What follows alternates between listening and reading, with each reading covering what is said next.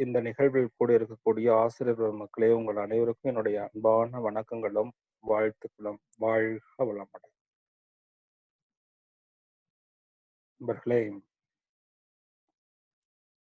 இன்றைய வகுப்பு சினம் தவிர்த்தல் என்ற வகுப்பு நடத்த இருக்கிறோம். அதற்கு முன்னாடி மனதை இன்னும் அந்த அலைச்சூழல் வேகத்தை குறைத்த நிலைக்கு கொண்டு வருவதற்காக தவம் இயற்றிவிட்டு இந்த வகுப்புக்கு போகலாம். எல்லோரும் தவ நிலைக்கு வந்துடுங்க. ஏற்கனவே சொன்னது போல உங்களுடைய செல்போன்ல அந்த வீடியோ ஆஃப் பண்ணிடுங்க.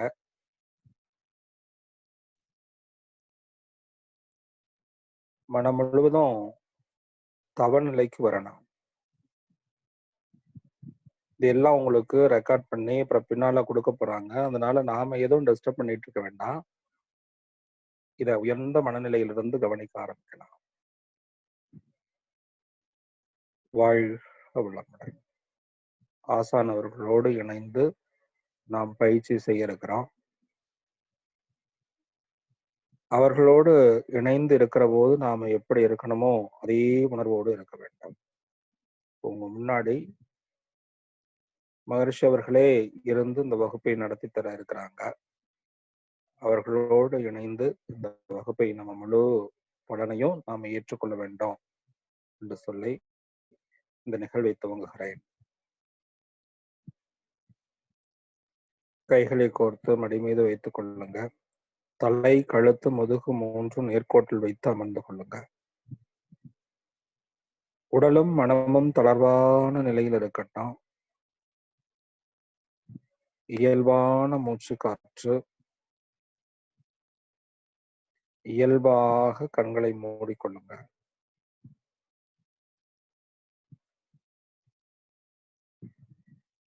வாழ்க வளமுடன்.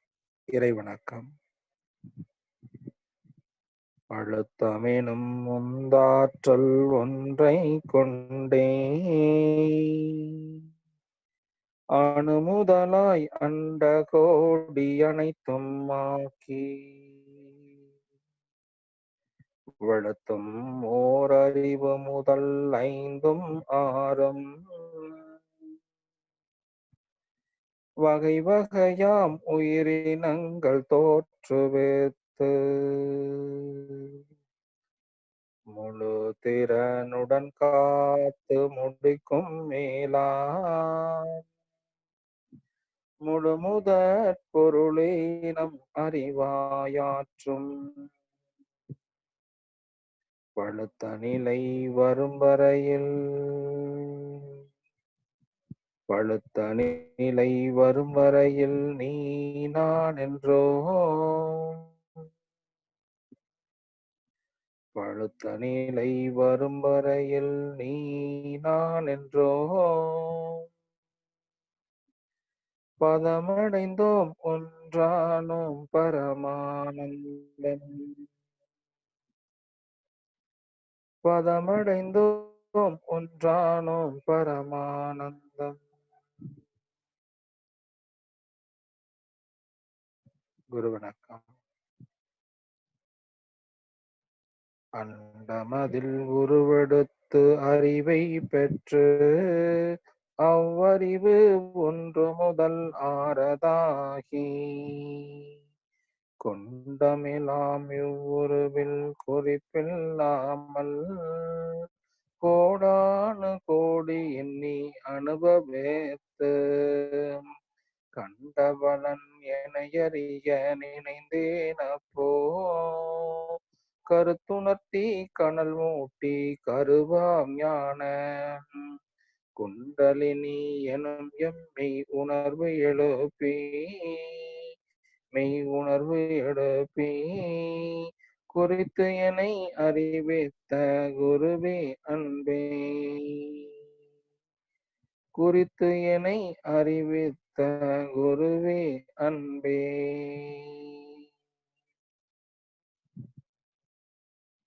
வாழ்க வளமுடன். நாடி சுத்தி பயிற்சி. வலதுகை நாசிகா முத்திரை, இடதுகை சின்முத்திரையில் வைத்துக் கொள்ளுவோம். இடது நாசின் வழியாக மூச்சு காற்று உள்ளே இழுத்து வலது நாசின் வழியாக விட்டு அதே நாசின் வழியாக உள்ளே இழுத்து இடது நாசின் வழியாக வெளியே விடுதல் ஒரு சுற்று. இதுபோல குறைந்தது ஒரு 25 சுற்றுகள் செய்வோம். ஆழமான மூச்சு காற்றாக இருக்கட்டும்.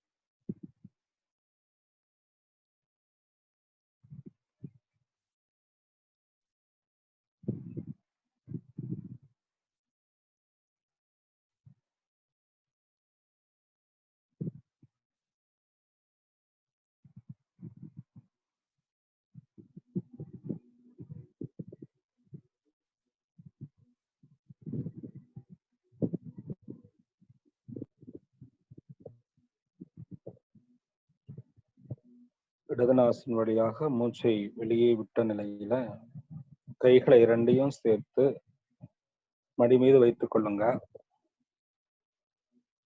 தண்டுவட சுத்தி பயிற்சி செய்ய இருக்கிறோம்.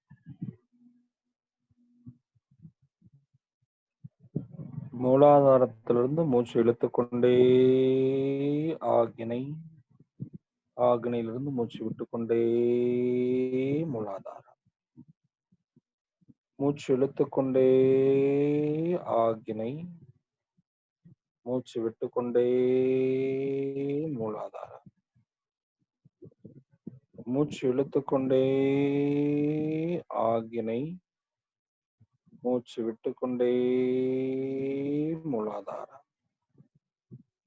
இதே போல தொடர்ந்து செய்யுங்க. முதுகுந்தண்டு வழியாகவே உச்சிக்கு ஆக்னைக்கு நினைவும், முதுகுந்தண்டு வழியாகவே மூலாதாரத்துக்கு நினைவும் போகணும்.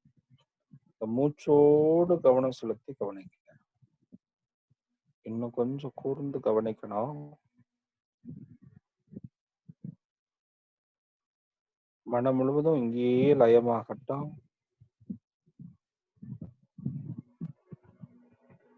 வாழ்க வளமுடன். நண்பர்களே, இன்னும் கொஞ்சம் கூட மனதை இங்கு கொண்டு வாங்க. மூலாதாரத்திலிருந்து மூச்சு இழுத்துக்கொண்டே ஆக்ஞை, ஆக்ஞையிலிருந்து மூச்சு விட்டுக்கொண்டே மூலாதாரம். நினைவு முழுவதும் இங்கேயே இருக்கட்டும்.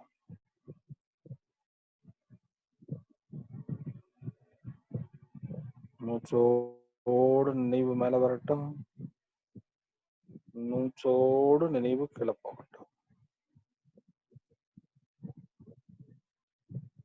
இன்னும் கூர்ந்து கவனிங்க. சிந்தனைகள்லாம் ஒருங்கிணைத்து ஒரே சிந்தனையாக இருக்கணும். ஆக்னையிலிருந்து மூலாதாரத்துக்கும், மூலாதாரத்திலிருந்து ஆக்னா சக்கரத்துக்கும் இந்த உயிர் சக்தி போயிட்டு வரத கூர்ந்து கவனிச்சா போதும்.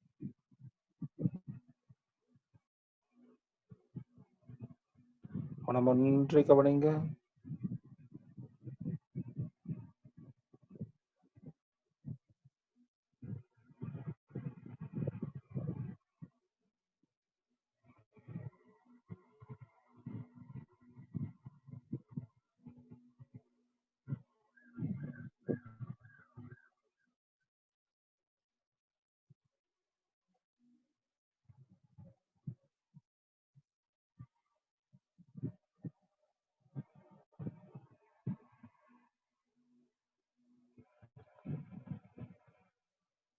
மனம் முழுவதுமாக மூச்சிலேயே லயமாகட்டும்.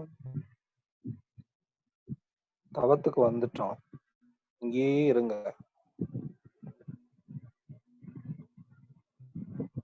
ஆழ்ந்த நிலையில நம்ம தவம் இயற்ற போகிறோம். மூச்சோடு நினைவு புருவ மையம், மூச்சோடு நினைவு மூலாதாரம், மூச்சோடு நினைவு புருவ மையம், மூச்சோடு நினைவு மூலாதாரம். இன்னும் கூர்ந்து கவனிங்க.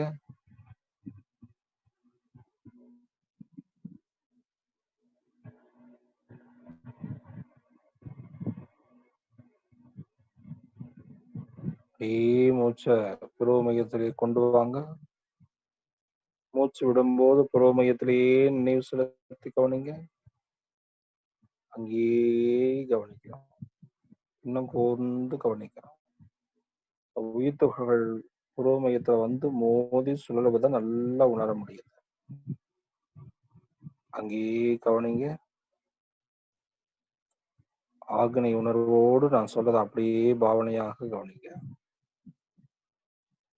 நாம் அமர்ந்துள்ள இடத்தை சுற்றிலும் நல்ல தெய்வீக ஆற்றலே நிரம்பின. நாம் அமர்ந்துள்ள இடத்தை சுற்றிலும் நல்ல தெய்வீக ஆற்றலே நிரம்பின. பாவனை, பாவித்தல் இப்ப அப்படியே உணர்கிறோம். நாம் அமர்ந்துள்ள இடத்தை சுற்றிலும் நல்ல தெய்வீக ஆற்றலே நிரம்பின. இடம் முழுவதும் ஒரு தெய்வீக ஆற்றல் நிரம்புவது போல பாவனை செய்கிறோம்.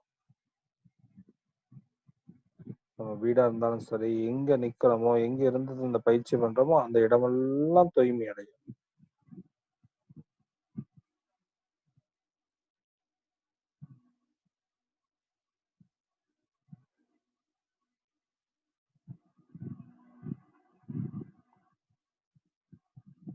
நல்லா அந்த ஆற்றல் பாய்ந்து தூய்மை அடையதை கவனிக்க முடியுது பாருங்க. நாம் அமர்ந்துள்ள இடத்தை சுற்றிலும்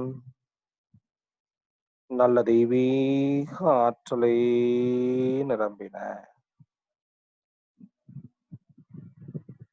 அருட்பேராற்றல் உடலிலே உயிரிலே அலை அலையாக பாய்ந்து நிரம்புவதை உணர்கிறோம். நம்மை சூழ்ந்திருந்த ஆற்றல் நம்ம உடலுக்குள்ளாக அலை அலையாக பாய்ந்து நிரம்புவதை கவனிங்க. அருட்பேராற்றல் உடலிலே உயிரிலே அலை அலையாக பாய்ந்து நிரம்புவதை உணர்கிறோம்.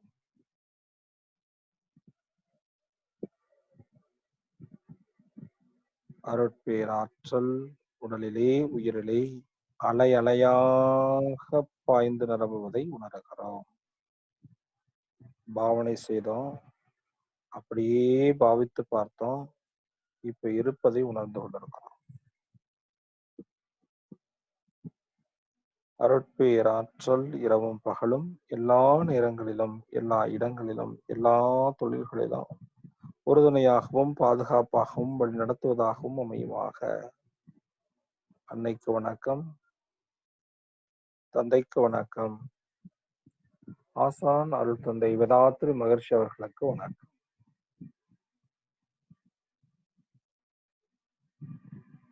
தவம் துரியாதீத தவம் துவக்கம் ஆகினை. பூர்வ மையத்திலேயே நினைவு செலுத்தி தவம் ஏற்றுவோம். முழு மனமும் பூர்வ மையத்துக்கு வரட்டும். இன்னும் கூர்ந்து கவனிங்க. மனம் முழுவதும் பூர்வ மையத்திலேயே லயமாகிறது. அக்னியிலேயே நினைவு செலுத்தி தவம் ஏற்றுவோம்.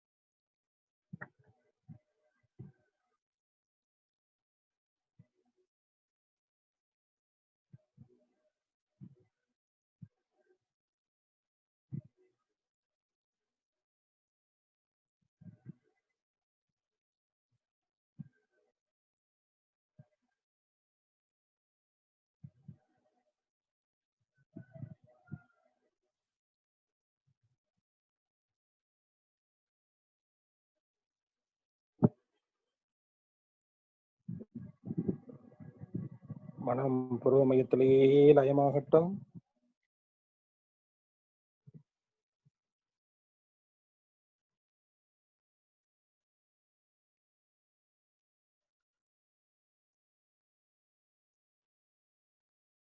அப்படியே உள்ள வாங்க. பூர்வ மையத்துக்குள்ளேயே வாங்க. இன்னும் உள்ள வாங்க. அப்படியே உள்ள போகிறோம். இன்னும் கொஞ்சம் உள்ள வாங்க. உச்சிக்கு நேரா கீழே தலைக்குள்ள நினைவு கொண்டு வந்திருக்கிறோம். இதுவே துரிய நிலைத்தவம். துரியம் மகாசக்தி பிரம்மரந்திராம வந்து இயங்கட்டும். உச்சிலேயே நினைவு செலுத்தி தவம் ஏற்றுவோம்.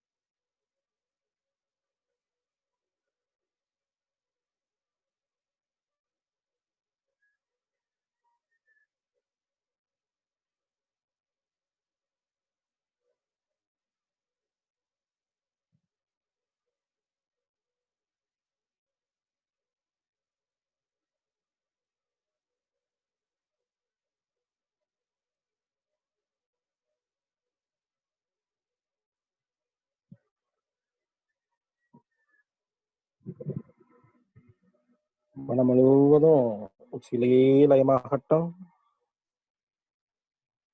துரியம் அதீத நிலைக்கு வந்திருக்கிறது. அப்படியே மேல வாங்க. உச்சிக்கு மேல ஒரு முழ உயரம். உச்சிக்கு மேல ஒரு முழ உயரம் வாங்க. துவாதசாங்கம்.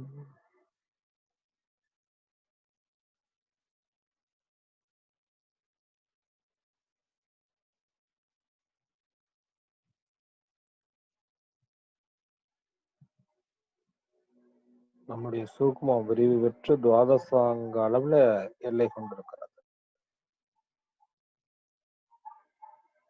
இன்னும் அதை விடுத்துக் கொண்டே வாங்க. மேல வாங்க. இன்னும் மேல வாங்க.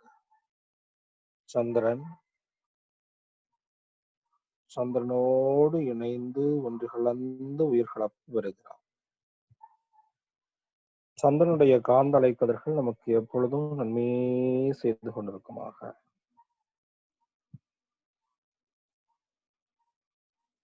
சந்திரனோடு ஒன்று கலந்து தவம்.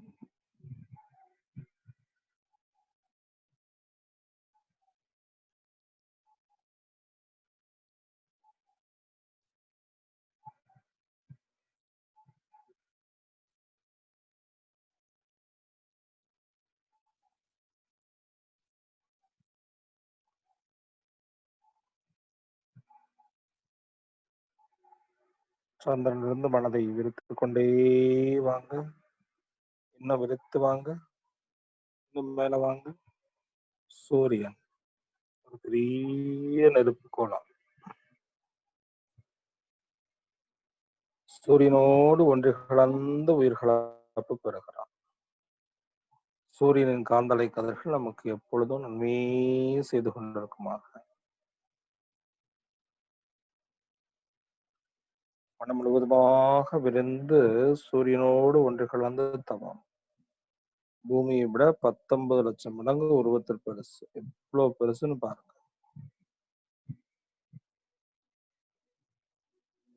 இந்த சூரியனோடு ஒன்று கலந்து தவம் ஏற்றுகிறார்.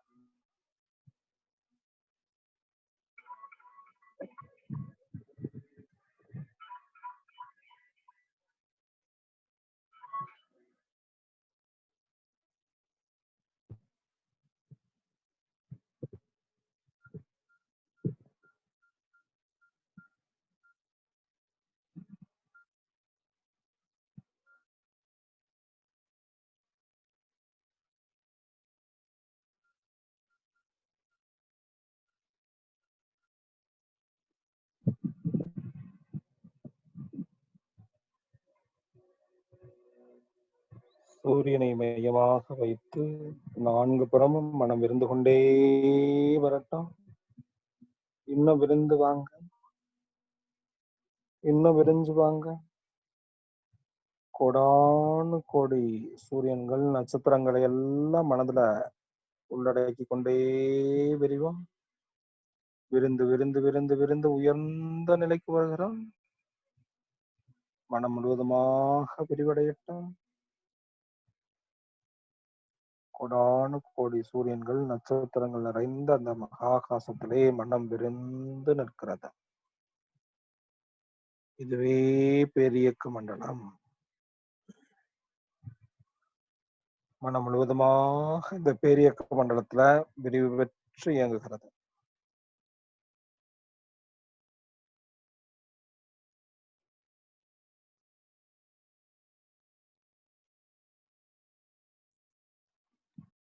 மனதை மேலும் மேலும் விரித்துக் கொண்டே இந்த பேரியக்க மண்டலத்துல இருக்கக்கூடிய கோடானு கோடி நட்சத்திரங்களோடு ஒன்று கலந்து தவம் ஏற்றுகிறார்.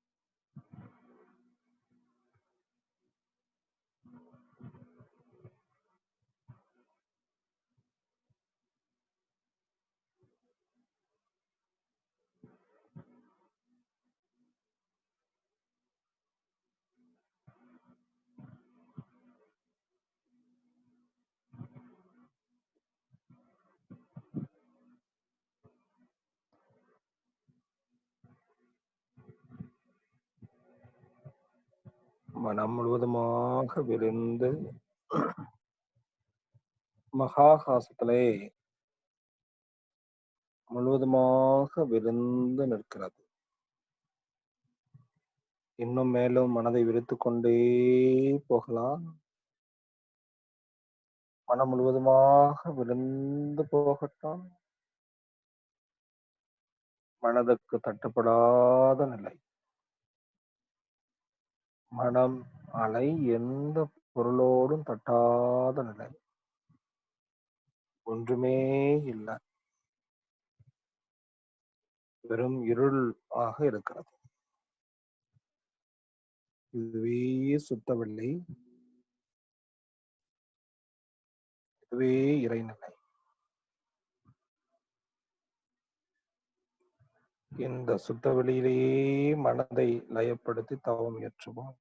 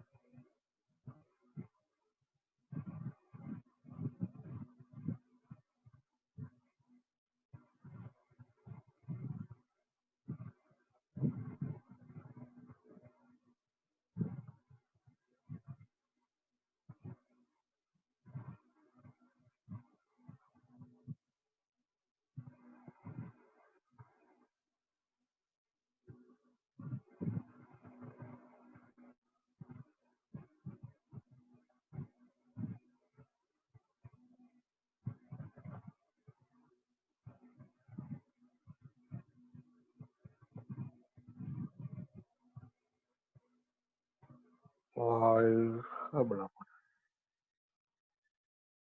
தவத்தை நிறைவு செய்து கொள்வோம். மெதுவாக மனதை சுருக்கிக் கொண்டே பேரியக்க மண்டலத்துக்குள்ள வாங்க. பேரியக்க மண்டலம்.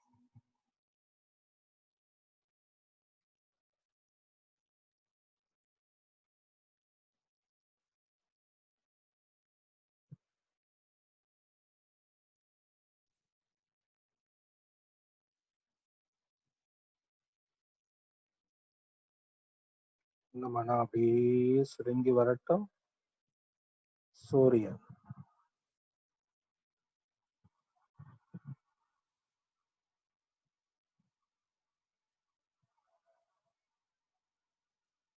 இன்னும் சுருங்கி வரட்டும். சந்திரன்.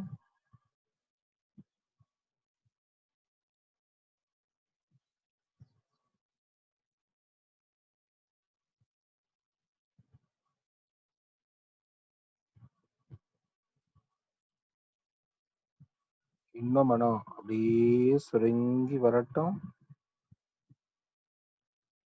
துவாதசாங்கம்.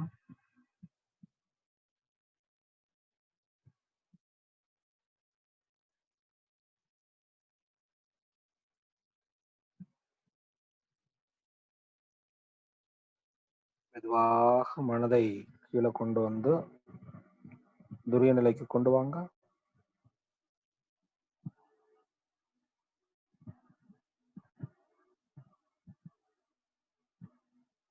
துரியம்,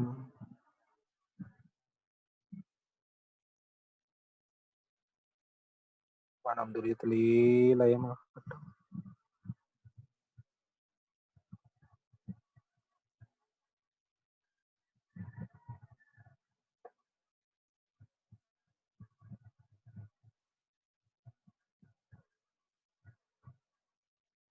வாழ்க வளமுடன். தவத்தை நிறைவு செய்து கொள்வோம். தவ ஆற்றல் உடல் முழுவதும் பரவட்டும். உடலும் உள்ளமும் தூய்மையும் மேன்மையும் அடையட்டும். தவ ஆற்றல் உடல் முழுவதும் பரவட்டும். உடலும் உள்ளமும் தூய்மையும் மேன்மையும் அடையட்டும்.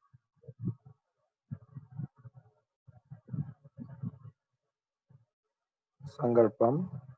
அருட்பேராற்றல் கருணையினால் உடல்நலம், நீளாயுள், நிறை செல்வம், உயர்ப்புகள், மெய்ஞானம் ஓங்கி வாழ்வோம்.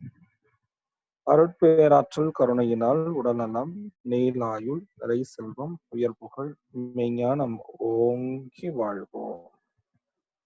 அருட்பேராற்றல் கருணையினால் உடல்நலம், நீளாயுள், நிறை செல்வம், உயர்ப்புகள், மெய்ஞானம் ஓங்கி வாழ்வோம். வாழ்க்கை துறையை வாழ்த்துவோம். பெற்ற மக்கள் செல்வங்களை வாழ்த்துவோம்.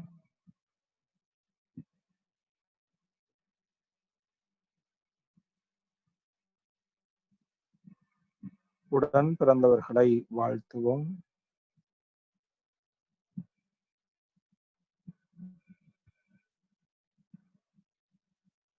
நெருங்கிய உறவினர்களையும் நண்பர்களையும் வாழ்த்துவோம்.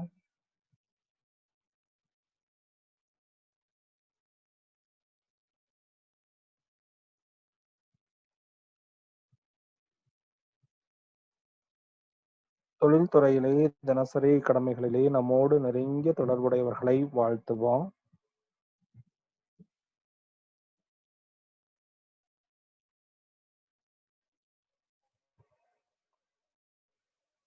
இன்னல் புரிவோர் எதிரிகளாக நினைப்போர் எவரேனும் இருந்தால் அவர்களும் மனம் திறந்து நல்வாழ்வு பெற கருணை உள்ளத்தோடு வாழ்த்துவோம்.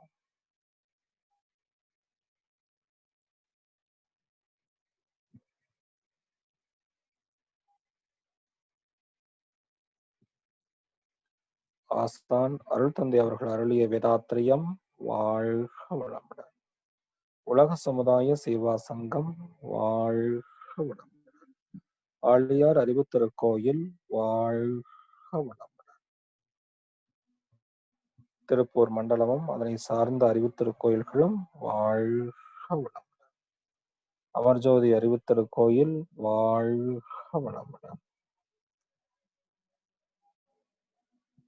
இந்த கொரோனா என்ற கொடிய நோயிலிருந்து உலக மக்கள் அனைவரும் விடுபட்டு நலமுடன் வாழ வேண்டும் என்ற நிலையில் மனதை விரித்து உலகம் முழுவதும் இருக்கக்கூடிய மக்களை நினைத்து வாழ்த்தலாம். வாழ்க வளமுடன். இந்திய அரசு வாழ்க வளமுடன். தமிழக அரசு வாழ்க வளமுடன். மாவட்ட ஆட்சித்தலைவர்களும் அரசு அதிகாரிகளும் வாழ்க வளமுடன். மாவட்ட காவல் கண்காணிப்பாளர் மற்றும் காவலர்கள் அனைவரும் வாழ்க வளமுடன். மருத்துவர்களும் செவிலியர்களும் வாழ்க வளமுடன். மாநகராட்சி, நகராட்சி, பேரூராட்சி மன்ற தலைவர்கள், தூய்மை பணியாளர்கள் அனைவரும் வாழ்க வளமுடன். விவசாயிகள், உணவுப் பொருள் உற்பத்தி செய்பவர்கள் அனைவரும் வாழ்க வளமுடன்.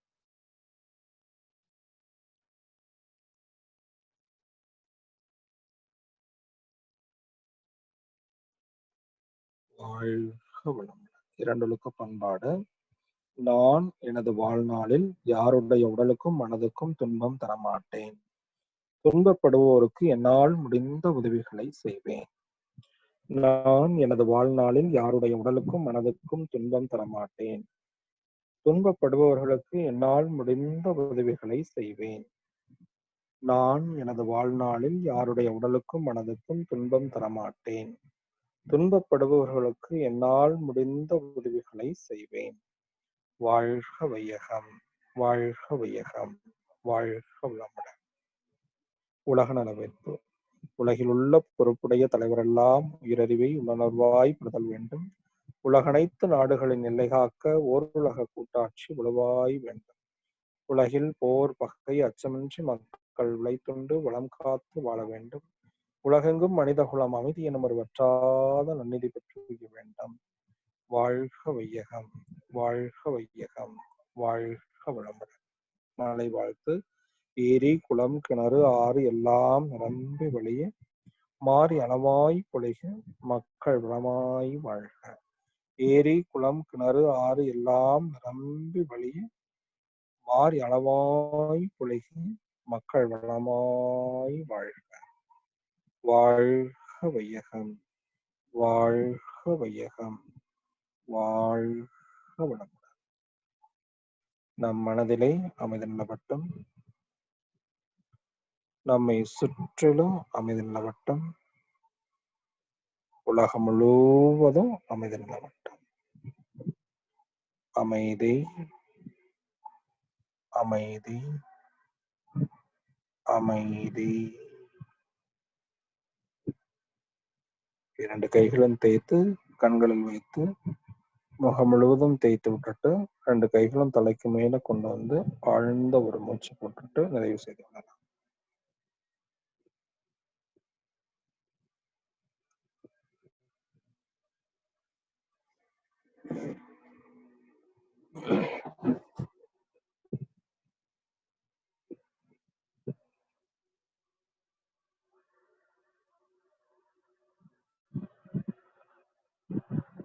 வாழ்க வையகம், வாழ்க வையகம், வாழ்க வளமுடன்.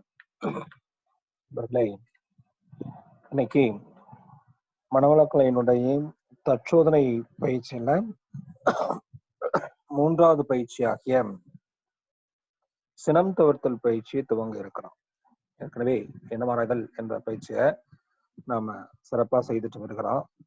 ஆசை சீரமைத்தல் பயிற்சியும் செய்துட்டு இருக்கிறோம். நேற்று ஆசைகளை பற்றி பட்டியலிட்டு அதையெல்லாம் எப்படி ஒழுங்குபடுத்தி கொள்றது, எப்படி ஆசையை நிறைமணமாக மாற்றிக்கொள்வது என்பதை பற்றியெல்லாம் விளக்கியிருக்கிறோம். இதையெல்லாம் நீங்க நல்லா செய்து பார்த்திருப்பீங்கன்னு நினைக்கிறேன். நீங்க இன்னும் அந்த பயிற்சியில மேலும் மேலும் உங்களை ஈடுபடுத்தி கொண்டு வரும்போதுதான் இந்த குணநலப்பேறு என்பது நமக்கு சித்தியாகுங்க. அந்த வகையில இன்னைக்கு ரொம்ப முக்கியமான தலைப்பு சினம் தவிர்த்தல்.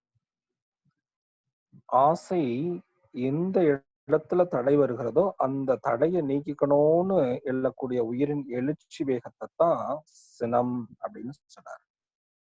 அப்ப ஆசையே தான் சினமாகவும் மாறுகிறது.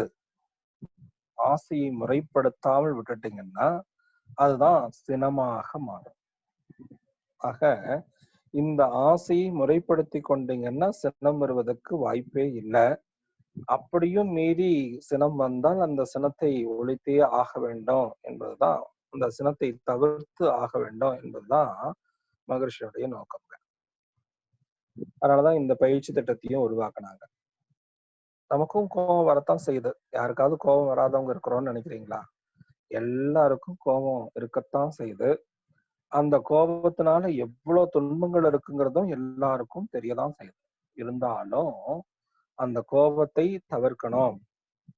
நமக்கெல்லாம் சின்ன வயதிலேயே சொல்லி கொடுத்துருக்காங்க. ஆறுவது சினம் அப்படின்னு சொன்னாங்க. சினத்தை ஆற போடணும் அப்படின்னு சொன்னாங்க. அது எப்படி ஆற போடுறது அப்படின்னு நமக்கும் தெரியல, சொல்லி கொடுத்தவர்களும் சரியாக அதை விளக்கல. அப்போ இந்த சினத்தை ஆற போடுவதற்கு அல்லது அந்த சூழலை தவிர்த்து கொள்வதற்கு சரியான பயிற்சி இல்லாதனாலதான் மனம் தவித்து மேலும் மேலும் அந்த தவறுகளை செய்து செய்து செய்து அதுவே பழக்கமாக போய் இப்ப தேவை இருந்தோ தேவை இல்லாமலோ காரணம் இருந்தோ காரணம் இல்லாமலோ கூட நமக்கு கோபம் வந்துகிட்டே இருக்கு இல்லையா? இந்த கோபத்தை நாம தவிர்க்கணும் அப்படின்னா அந்த கோபத்தை பற்றின உண்மையான விளக்கங்கள் அதனுடைய மூலம் வரைக்கும் போய் கண்டுபிடிச்சிட்டோம்னா அதை தவிர்ப்பது என்பது ரொம்ப ஈஸி. அதனால இந்த சினம்னா என்ன, இந்த சினத்தினால் வரக்கூடிய கேடுகள் என்னென்ன, அது எப்படி இந்த மனிதனுக்கு வந்தது, இந்த சினம்ங்கிற ஒரு ஒரு நோய் எப்படி மனிதனுக்கு வந்தது என்பதை பற்றி எல்லாம் நாம சிந்திக்க ஆரம்பிக்கிறோம். இந்த சினம் முதல்ல எப்படி ஒரு ஜீவராசிக்கு வந்திருக்கோம் அப்படின்னு யோசனை பண்ணி பாருங்க. இப்ப நமக்கு மட்டும்தான் கோபம் இருக்குன்னு நினைக்கிறீங்களா? எல்லா ஜீவராசிகளுக்கும் கோபம் இருக்கு இல்லையா? அதுவும் ஓரறிவு தாவரம் வரைக்கும் அந்த பிரச்சனை இல்லை. நீங்க ஒரு மரத்தை போய் வெட்டினீங்கன்னா அது நம்மள கோவப்பட்டு அடிக்கிறது இல்லை. இதுவே வேற ஏதாவது ஒரு மிருகத்தை போய் நீங்க அடிச்சீங்கன்னா அது என்ன பண்ணுது, கோவப்பட்டு நம்மள கடிக்க வருது இல்லையா?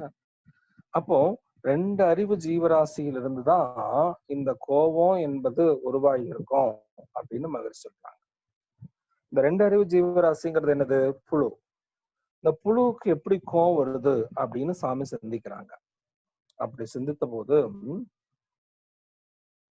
2 புழு, ஒரு புழுக்கள் எல்லாம் அந்த காலனி வே ஆஃப் லைஃப்னு சொல்லுவாங்க, கூட்டமாக வாழக்கூடிய நிலையில இருக்கும். அந்த கூட்டமா வாழுகிற போது ஒரு புழுவுக்கு ரொம்ப பசிக்குது, சாப்பாடு கிடைக்கல. அப்ப பக்கத்துல இருக்கிற இன்னொரு புழுவை பிடிச்சு சாப்பிட்டுட்டா இந்த பசி உணர்வு போயிடும் அப்படின்னு நினைச்சு அந்த இன்னொரு புழுவை பிடிக்கிறதுக்காக அது போகுது. அப்போ அந்த புழு பிடிக்கிறதுக்காக ஒரு பசியோடு இருக்கக்கூடிய ஒரு புழு போகிறது, பலமில்லாத ஒரு புழுவை பிடிச்சு சாப்பிடணும் அப்படிங்கிற வேகத்துல அது போகுது. அப்ப இந்த பலமில்லாத புழு பரவாயில்ல, அதுக்கு ரொம்ப பசிக்குது, சாப்பிட்டுட்டு போடும் நம்ம உடம்ப அப்படின்னு நினைச்சுக்கிட்டு இருக்குன்னு நினைக்கிறீங்களா? அது தன்னை எப்படியாவது காப்பாத்திக்கணும் அப்படிங்கிற வேகத்துல அதுக்குள்ள ஒரு பய உணர்வும் தன்னை காப்பாத்திக்கணுங்கிற அந்த உணர்ச்சி வேகமும் கூடி அந்த சாப்பிட வந்த புழு கிட்ட இருந்து தன்னை காப்பாத்திக்கிறதுக்கு முயற்சி பண்ணான். இந்த புழு என்ன பண்ணுது, இதுக்குள்ள இருந்த இயல்பான ஆசை என்னது, தேவை, பசிங்கிற அந்த உணர்வை போக்கிக்கிறதுக்காக அந்த உடலை எப்படியாவது அடிச்சு பிடிச்சு சாப்பிடணும் அப்படின்னு இது போகும். இது இந்த பசியோடு இருக்கக்கூடிய புழு அந்த புழுவை அடிச்சு கொன்னு சாப்பிடுகிற போது ஏற்படக்கூடிய குற்றங்கள் என்னென்னு பாருங்க. முதல்ல அந்த புழுவை வதைக்குது. அத உடனடியா எந்த ஜீவராசியா இருந்தாலும் சரி, நீங்க நல்லா கவனிச்சு பாத்தீங்கன்னா உடனடியா அடிச்சு கொண்டுடாது. அத ஒரு டிரான்ஸ்டென்டல் ஸ்டேட்டுக்கு, ஒரு மயக்க நிலைக்கு கொண்டு போய் தான் அடிச்சு கொள்ளும். அந்த துன்ப உணர்வு இல்லாத நிலைக்கு கொண்டு போய் கொள்ள ஆரம்பிக்கும். அந்த நிலைக்கு அதை முதல்ல வதைக்க ஆரம்பிக்கும். அப்ப வதைக்கிறது போட இல்ல, அதனுடைய வாழும் சுதந்திரத்தை பறிக்குது. இப்போ இந்த வாழும் சுதந்திரத்தை பறித்ததோடு இல்லாம என்ன பண்ணுது, இப்போ அதை கொல்லவும் செஞ்சிருச்சு. கொன்னதோட விடல, கொன்ன உடலை உணவாகவும் உட்கொண்டது. ஆக 4 குற்றங்கள் அந்த இடத்துல பிறந்தது. வதைத்தல், வாழும் சுதந்திரத்தை பறித்தல், கொல்லுதல், கொன்ற உடலை உணவாக உட்கொள்ளுதல்ங்கிற 4 தீய செயல்கள் அந்த ஒரு குழு செய்யுது. இதுதான் விலங்கின பதிவுகள் அப்படின்னு மகிழ்ச்சி சொல்றாங்க. இப்ப இந்த 4 குற்றங்களையும் செய்கிற போது இந்த புழுவனுடைய கருமையத்துல இந்த 4 குற்றங்களும் போய் அங்க ஒரு பதிவாக மாறி இருக்கு. அந்த பதிவோடு இன்னும் என்ன சேர்ந்துச்சு, அந்த புழுவை அடிக்கணும்னு போகும்போது அந்த எழுந்த அந்த உயிரினுடைய வேகம், எழுச்சி வேகம் இருக்குதே, அந்த எழுச்சி வேகமும் அதுக்குள்ள போய் ஒரு பதிவாக இருக்கும். எப்படி உணவுக்காக இன்னொரு ஜீவனை அடித்து கொன்று சாப்பிடணும்னு எழுந்த அந்த உயிரின் எழுச்சி வேகமே தான் முதல்ல சினமாக மாறியது. அதோடு இல்ல, அதை சாப்பிட்டுடுச்சு. அந்த சாப்பிட்ட புழு என்ன பண்ணுச்சு, தன்னை காப்பாத்திக்கணுங்கிற ஒரு உணர்வு, தன்னை அந்த புழுக்கிட்ட இருந்து எப்படியாவது மீட்டுட்டு ஓடிடணும் அப்படின்னு சொல்லி இருந்த அந்த பய உணர்வு, இதெல்லாம் இந்த சாப்பிட்ட புழுவுக்குள்ளேயும் போய், ஏன்னா அந்த உடலே அந்த புழுவுக்குள்ள போயிடுச்சு இல்லையா, ஆகையினால அதனுடைய கருமையமும் இதனுடைய கருமையத்தோடு இணைஞ்சு.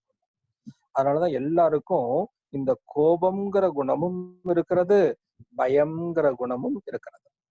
ஏன், கோபத்தின் காரணமாக ஒரு புழுவை இன்னொரு புழு அடிக்கிறது, பயத்தின் காரணமாக ஒரு புழுகிட்ட இருந்து இன்னொரு புழு தன்னை காப்பாத்திக்கிறதுக்கு முயற்சி பண்ணுது, முடியாம இந்த பயந்து போன புழுவை அந்த கோபத்துல இருந்த புழு சாப்பிட்டுடுச்சு. அப்படின்னா இந்த கோபமாக இருந்த புழுவுக்கு இருக்கக்கூடிய பதிவுகளும் அதனுடைய கருமையத்தில் போய் சேர்ந்துருது. பயமாக இருந்த புழுவனுடைய கருமைய பதிவுகளும் இதனுடைய கருமையத்தில் போய் சேர்ந்துருது. அதனாலதான் ஒரு ஜீவனுக்கு எந்த ஜீவராசியாக எடுத்துக்கிட்டாலும் சரி, இந்த பிரபஞ்சத்துல யாராக இருந்தாலும் சரி, ஒருவர் இன்னொருவருக்கு பயந்துதான் வாழ்க்கை நடத்த வேண்டிய ஒரு சூழல்ல இணைக்கிறாங்க. சாதாரண ஒரு பியூன்ல இருந்து ஆரம்பிச்சு பெரிய ஜனாதிபதி அளவுக்கு எடுத்துக்கிட்டா கூட ஒருவர் இன்னொருவருக்கு பயந்து அல்லது கோபப்பட்டுத்தான் வாழ்க்கை நடத்துறது வேண்டிய ஒரு சூழல் இன்னைக்கு இயற்கையில இயல்பாகவே அமைஞ்சு போச்சுங்க. அதனாலதான் மகரிஷி சொல்லுவாங்க, இந்த சினம் அச்சம் இரண்டும் ஒரு மனித வாழ்வில் சீர்குலைய செய்யும் கொடும் உள்தி இல்லையா? அத என்ன பண்ணணும்? சினம் அச்சம் ஒழிய சிந்தனையை ஏற்றி சீவன் சிவன் நிலைகளை நன்கு உணர வேண்டும். அப்ப சிந்தனைகளை உயர்த்தி இந்த சீவன்னா என்ன, சிவன்னா என்ன அப்படிங்கிற இந்த ரெண்டு நிலைகளை நன்கு உணரணுமா. சீவன் சிவன்னா என்னது அப்படின்னா, சீவனாக இருக்கிறது எது? உயிர் இல்லையா? சிவம்னு சொல்றது எது அப்படின்னா இறைநிலை அப்படின்னு வச்சுக்கோங்க. அப்ப அந்த உயிராக இருக்கக்கூடிய வெண் எங்கிருந்து வந்தது? எதனுடைய தொகுப்பு அப்படின்னு பார்த்தா இறை துகளினுடைய தொகுப்பு அப்படின்னு கண்டுபிடிச்சோம். இறை துகள் எங்கிருந்து வந்தது? இறைநிலையினுடைய நுண்பகுதி. அப்ப இறைநிலையினுடைய நுண்பகுதியே இறை துகளாக மாறி, இறை துகள்கள் எல்லாம் கூடி விண்ணாக மாறி, அதே விண் நம்ம உடம்புக்குள் உயிராக இருக்கிறது என்று பார்க்கிற போது, இந்த உயிரிலிருந்து உயிரின் எழுச்சி வேகமே கோபம் அப்படின்னு சொன்னேன் இல்லையா? அப்ப உயிரே எழுச்சி பெறுகிறது என்று சொன்னா உட்பொருளாக இருப்பது எது? இறைவனே எழுச்சி பெறுகிறான், இல்லைன்னா நானே எழுச்சி பெறுகிறேன் அப்படின்னு வச்சுங்க. அந்த உண்மையான அந்த நான், அந்த அறிவே எழுச்சி பெற்று இயங்கக்கூடிய நிலைதான் சினமாக மாறுகிறது. ஆனா உணர்ச்சியை அறிவை உணர்ச்சி வெல்வது இயல்பு. அறிவை உணர்ச்சி வெல்வது இயல்பு. அறிவால் உணர்ச்சியை வெல்வதுதான் உயர்வு. அப்ப நாம உயர்ந்த நிலைக்கு போகணும்னா இந்த உணர்ச்சியை அறிவு கட்டுக்குள் கொண்டு வர பழகணும். அந்த அறிவினால உணர்ச்சியை வெல்லுவதற்கான பயிற்சியை கொடுக்கணும். அப்போ இந்த இடத்துலதான் மகரிஷி என்ன சொல்றாங்க, இந்த நானேதான் சினமாக மாறுகிறேன் என்று சொன்னா, என்னுடைய உயிரேதான் சினமாக மாறுகிறது என்று சொன்னா, இந்த உயிரேதான் எழுச்சி பெறுகிறது என்று சொன்னா என்ன நடக்குதுங்கிறத இப்ப நல்லா உணர்ந்து கொள்ளலாம். ஏன்னா சீவன் சிவன் இந்த ரெண்டு நிலைகளையும் நன்கு உணர்ந்தா மட்டும்தான் இதை போக்க முடியும்னு சொன்னாங்க. அப்ப இந்த சீவனுக்கும் சிவனுக்கும் என்ன தொடர்பு அப்படின்னு பாருங்க. ரெண்டுமே ஒண்ணுதான். இப்ப என்ன நடக்குது அப்படின்னா, நம்ம கோவப்படுறோம். கோவப்பட்ட உடனே நாம என்ன சொல்லுவோம்னா, சாதாரணமா கோவப்படுறவங்க எல்லாருமே சொல்லக்கூடிய வார்த்தை, நான் ரொம்ப சூடா இருக்கிறேன் தெரியுமா அப்படின்னு சொல்லுவாங்க. சூடா இருந்தா என்ன நடக்கும்? எந்த ஒரு பொருளையும் சூடுபடுத்தினா என்ன ஆகும்? விரிவடையும் இல்லையா? சூடுபடுத்தினா விரிஞ்சு போகும். அந்த விரியறதுக்கு பேர் தான் டென்ஷன், சுருங்குனா கம்ப்ரஷன் இல்லையா? அப்போ நம்ம உடல் செல்கள் அத்தனையும் விரிகிறது அப்படின்னு சொல்றாங்க. உடல் செல்கள் மட்டும் ஏன் விரியுது அப்படின்னா, உடம்புக்குள்ள அந்த உயிரினுடைய சுழற்சி வேகம், தற்சுழற்சி வேகம் அதிகரிக்குது.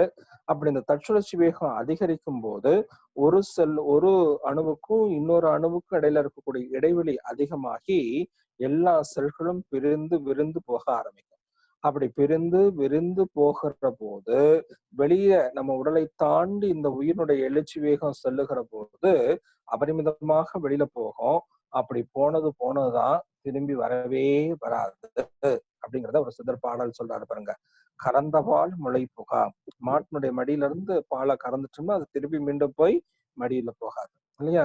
கறந்த பால் மலை புகா, கடைந்த வெண்ணெய் மோர் புகா. மோர்ல இருந்து வெண்ணெயை கடைஞ்சு எடுத்துட்டோம்னா மறுபடியும் அந்த வெண்ணெயை மோருக்குள்ள கொண்டு போக முடியாது. உடைந்த சங்கின் ஓசை மீண்டும் போய் புகா இல்லையா?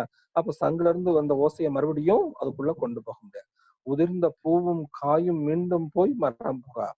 ஒரு மரத்துல இருந்து காயும் பூவும் முதிர்ந்து போச்சுன்னா அது மறுபடியும் மரத்துக்குள்ள போகாது. அதுபோல போன உயிர் போனதுதான், திரும்பி வருவது கம்மி. இதுக்கு ஒரு அனுமானத்தை மகரிஷி சொல்ல, ஒரு டம்ளர் நினைச்சு தண்ணி எடுத்துக்கங்க. அந்த தண்ணிய ஃபுல்லா சூடு பண்ணுங்க. மேல ஒரு கண்ணாடி பாத்திரத்தை கொண்டு மூடி வச்சுட்டீங்கன்னா, இந்த சூடாகி வரும்போது இந்த தண்ணி ஆவி ஆகுது பாருங்க, இந்த ஆவியெல்லாம் அந்த கண்ணாடி பாத்திரத்தை சேர்ந்துடும். அப்போ இந்த தண்ணி எல்லாம் ஆவியாகி இந்த கண்ணாடி பாத்திரத்தை அப்படியே புளி புளியா நிற்கும். அதையெல்லாம் மறுபடியும் குளிர செய்து அந்த டம்ளர்ல பிடிச்சீங்கன்னா 1 டம்ளர் தண்ணி ஆவியாக்கணும் இல்லையா? அந்த 1 டம்ளர் தண்ணி அப்படியே கிடைக்குமா, குறைஞ்சிருக்குமா அப்படின்னு சிந்திக்க சொல்றார். கண்டிப்பாக குறைஞ்சு போயிருக்கும். அது போல நம்ம உடம்புல இருந்து கோவப்பட்டு டென்ஷன் ஆகி இந்த உடம்புல இருந்து உயிர் சக்தி வெளியேறுகிற போது போன உயிர் திரும்பி வருவது குறைச்சல். அதனால உயிரே போகிறது என்ற விஷயத்தை நாம தெரிஞ்சு வச்சிருக்கோம். உயிரே போகிறது என்று சொன்னா நாம எதை அழித்துக் கொண்டே இருக்கிறோம்? நமக்குள்ள இருக்கக்கூடிய தெய்வீகத்தை அழித்துக் கொண்டிருக்கிறோம். நமக்குள்ள இருக்கக்கூடிய தெய்வீகம் அழிகிற போது நமக்கு அந்த தெய்வீக குணமாகிய அன்பும் கருணையும் இல்லாத நிலை போயிடும். அதனாலதான் அந்த கோபம் வந்துட்டா யாரிடத்துலயும் அன்பும் இருக்காது, கருணையும் இருக்காது. எல்லாமே போயிடுச்சேன்.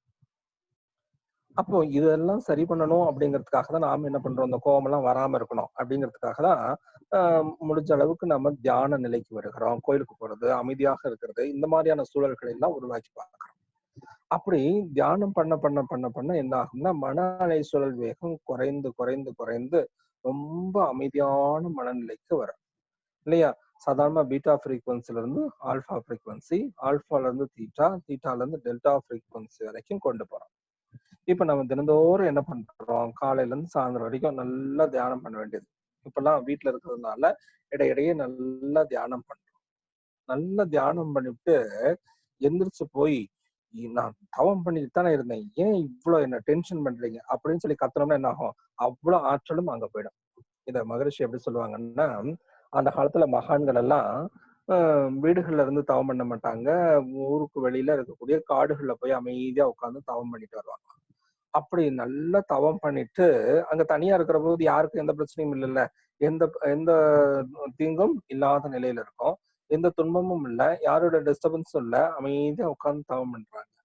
நல்ல தவம் பண்ணி முடிச்சுட்டு ஒரு 10 வருஷம் 15 வருஷம் தவம் செய்து அந்த முழுமை நிலையை பெற்று அந்த தவ ஆற்றலோடு அந்த மகான் ஊருக்குள்ள வருகிற போது யாராவது ஒருத்தர் எதையாவது ஒண்ணு சொல்லிவிட்டா, என்னுடைய தவ ஆற்றல் அவ்வளவும் உனக்கு சாபமாக கடவுக அப்படின்னு சொல்லுவாராம்.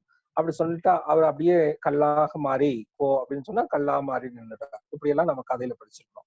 இது என்ன நடக்கும், அப்புறம் மறுபடியும் இவருக்கு எல்லாம் தவாற்றல் அவ்வளவும் அங்க என்னவாக மாறிடுச்சு, கல்லாக மாத்தி வச்சுட்டார் இல்லையா? அப்புறம் திருப்பி எங்க போக வேண்டியதான், திருப்பி இவரு காட்டுக்கு போக வேண்டியதான். அது போல நாம என்ன பண்றோம், தினந்தோறும் தவத்தை செய்து செய்து செய்து ஆற்றலை பெருக்கி நாம வெளியில போன உடனே என்ன பண்றோம்னா, வெளியில இருக்கக்கூடியவர்களோட கோபத்தை காட்டும் போது நம்ம உடம்புல இருந்து அந்த காந்த ஆற்றல், அந்த உயிர் சக்தி அவ்வளவும் வெளியில தள்ளுது. அப்படி அவ்வளவு ஆற்றல்களையும் வெளியில தள்ளுகிற போது நம்ம உடம்புக்குள்ள தூய்மையான காந்த சக்தி, தூய்மையான உயிர் சக்தியை சேர்த்து வச்சிருந்தோம் இல்லையா? இது யாரை நோக்கி போகிறதோ அவரிடத்துல போய் அந்த ஆற்றல் அந்த ஒரு பதிவை ஏற்படுத்தி அவர்களுக்குள்ள ஒரு தாக்கத்தை உருவாக்கும். அதனாலதான் நீங்க நல்லா கவனிச்சு பாத்தீங்கன்னா தெரியும், தவம் செய்ய செய்ய செய்ய செய்ய நமக்கு நிறைய கோபம் வரும். நம்ம வீட்டுல இருக்கிறவங்க எல்லாம் ரொம்ப அமைதியா இருப்பாங்க. அவங்க எல்லாம் நம்மள திருப்பி கேள்வி வேற கேட்பாங்க, நீங்க எல்லாம் பண்றதுக்கு போய் என்ன பிரயோஜனம், நான்லாம் பாருங்க போகாமலே எப்படி இருக்கிறேன் அப்படின்னு. அப்ப நாம என்ன பண்றோம், ஒவ்வொரு நாளும் தவம் செய்து செய்து செய்து மற்றவர்களுக்கு நம்ம கொடுத்துட்டு இருக்கோம். நம்மளுடைய ஆன்மீக மேம்பாட்டுக்கு கொடுக்காம நம்மளுடைய ஆன்மீக மேம்பாட்டுக்காக இந்த உயிரினுடைய அந்த வீடு பெற்ற நிலையை அடைவதற்கான நோக்கத்தை எய்துவதற்கு தகுந்த வழிகளை உருவாக்கிக்கிறதுக்கான ஆற்றலை பெருக்கிக் கொள்ளாம சம்பாரிச்சு சம்பாரிச்சு நிறைய தவம் செய்து செய்து செய்து மற்றவர்களிடத்துல வீணாக அதை பயன்படுத்தி கொண்டிருக்கிறோம். இதையெல்லாம் மாற்றி ஆகணும். இந்த பழக்கத்தை மாற்றிட்டீங்கனாலே இந்த உயிர் சக்தி உடம்புக்குள்ள தேங்கி நிற்கும். எப்போ ஒரு மனிதனுக்கு கோபம் வருது அப்படிங்கிறத இன்னும் நல்ல ஆராய்ச்சிக்கு மகிழ்ச்சி எடுத்துக்கிறாங்க. எப்போ ஒரு மனிதனிடத்துல ஜீவகாந்த ஆற்றல் பற்றாக்குறையாக இருக்கிறதோ அப்பதான் கோபம் வரும். இதுக்கு ஒரு உதாரணம் சொல்றேன். உங்ககிட்ட பணம் நிறைய இருக்கு அப்படின்னு வச்சுக்கோங்க, காசு கையில நிறைய இருக்குது. அந்த சமயத்துல உங்க வீட்டுல இருக்கிறவங்க எதை கேட்டாலும் நமக்கு என்ன தோணும், காசு இருக்குல்ல வாங்கி கொடுத்துடலாம், அதை பத்தி எதுவும் யோசிக்கவே மாட்டோம், எல்லாத்தையும் வாங்கி கொடுக்குறோம். இப்ப நம்ம பிள்ளைங்க எங்காவது வெளியில போறோம், காசு கையில இருக்குதுன்னு கேட்டாங்கன்னா உடனே வாங்கி கொடுத்துறோம். நம்ம கையில காசு கம்மியா இருக்குது, அந்த பிள்ளைங்க கேட்கறது விலை உயர்ந்த பொருட்களை கேட்குது, அப்ப நம்மளால வாங்க முடியாதுமா, வாங்கி கொடுக்க முடியாது அப்படின்னு சொல்றோம். அப்போ உடனே அந்த குழந்தை அடம்பிடிச்ச உடனே என்ன பண்றோம், நமக்கு கோபம். அப்போ சாதாரணமா நமக்கு பொருளாதாரத்துல ஏற்றத்தாழ்வுகள் வருகிற போது கோபம் இயல்பாகவே வருகிறது இல்லையா? அதுபோல இந்த அருள்துறைக்கான அருள் செல்வம் என்பது எது? ஜீவகாந்தம். இந்த ஜீவகாந்த ஆற்றல் உடம்புல பற்றாக்குறை ஏற்படுகிற போது தானாகவே இந்த கோபம், கவலை எல்லாம் உருவெடுத்து வருங்க. ஆகையினால நம்ம எப்பொழுதுமே என்ன பண்ணிக்கணும், இந்த ஜீவகாந்தத்தை உடம்புக்குள்ள நிறைவாக வைத்துக் கொள்ளக்கூடிய பயிற்சிகள்ல சரியா செய்யணும். அதனாலதான் ஒரு இடத்துல சொல்றாருங்க, அணுதுணையும் சினம் காமம் அணுகாமை வேண்டும் இல்லையா? அணு அளவுக்கு கூட சினம் ஒரு மனுஷன் இடத்துல வராம பார்க்கணுமா. அருளா நான் வேண்டுதல் கேட்டருள் புரிதல் வேண்டும், அணுதுணையும் சினம் காமம் அணுகாமை வேண்டும். ஏன் இந்த சினம் மாண்டு போக அருள் சேர்ந்திருப்பது எக்காலம்? சினம் எப்ப போகிறதோ அப்பதான் நான் இதை பெற முடியும், அருளை சேர்ந்து இருக்க முடியும் அப்படின்னு சொல்லி ஒருத்தர் விண்ணப்பம் வைக்கிறார் இறைவனிடத்துல. அப்ப சினம் ஒழிய மனம ஒரு பொறுமையான மனநிலைக்கு கொண்டு வர முடியும். சினம் ஒழிந்த இடத்துலதான் மனம் பொறுமை நிலைக்கு வரும். இந்த பொறைவுடைமை தான் வள்ளுவர் என்ன சொல்றாருன்னா, அந்த பொறைவுடைமை மட்டும் ஒருத்தர்கிட்ட இல்லைன்னா நிறைவான அந்த இறைநிலை அடையவே முடியாது. அதனால நிறைவுடைமை நீங்காமை வேண்டின் பொறைவுடைமை போற்றி ஒழுகப்படும். நீங்க எந்த அளவுக்கு பொறுமையை வாழ்நாள்ல கடைபிடிச்சுக்கிறீங்களோ அந்த அளவுக்குத்தான் நிறைவுடைமை நீங்காமை கிடைக்கும். நம்ம எல்லாரும் ஏன் நம்மளால அந்த நிறைவுடைமையை பெற முடியல? நிறைய தவம் செய்யறோம். நிறைய பேர் கேள்வி கேட்கிறீங்க. நல்ல தவம் செய்யறவங்க, நல்ல பயிற்சி பண்றோம். ஏன் அந்த காலத்துல கொஞ்சம் தவம் செய்தவர்கள் எல்லாம் உயர்ந்த நிலை அடைஞ்சாங்க, என்னால அடைய முடியலையே, என்னால இந்த ஞானத்தை அடைய முடியலைன்னா காரணம் என்ன? நாம அந்த பொறுமை என்பதே இல்லை. 4 நாள்ல செஞ்சுட்டு 10 நாள் தவத்தை செஞ்சுட்டு உடனே அந்த ஞானத்தை பெறணும் என்பதா அதெல்லாம் முடியாத விஷயம். அதனால ஆழமான அளவுக்கு தவம் செய்து எந்த ஒரு சூழல்லையும் என்ன நடந்தாலும் சரி அந்த சூழலை அப்படியே அனுபவிக்க தெரிந்த ஒருவனுக்கு தான் இந்த ஞானம் என்பது கிடைக்குங்க. அதை நான் ஏற்கனவே உங்களுக்கு ஒரு வகுப்புல சொன்னேன் இல்லையா? மகரிஷி கிட்ட போய் யார் என்ன சொன்னாலும் அதுக்கு எல்லாத்துக்கும் ஆமா சொல்வாராம். எங்க பேராசிரியர் கூட இருக்கிற போது சொல்லுவாரு. அவங்க 2 பேரும் அதிகமா கூடவே இருந்தவர்கள். அதனால சாமி கிட்ட ஒருத்தர் சொல்லுவாராம், சாமி இந்த மாதிரி ப்ரோக்ராம் இப்படி நடத்தினா ரொம்ப சிறப்பா இருக்கும் சாமி அப்படின்பாராம். சரி நடத்திடலாமே அப்படின்பாராம். இன்னொருத்தர் அவர் கிடக்குறாரு சாமி, அப்படியெல்லாம் நடத்தினா அதெல்லாம் திட்டமிட்டு அதெல்லாம் சரியா முறைப்படுத்தி இப்படி எல்லாம் நடத்தலாம்னா அதெல்லாம் ஒரு கண்ட்ரோலே இல்லாம போயிடும், அப்படியெல்லாம் நடத்த முடியாது, இப்படி நடத்திக்கலாம் அப்படி. சரி நடத்திடலாமே.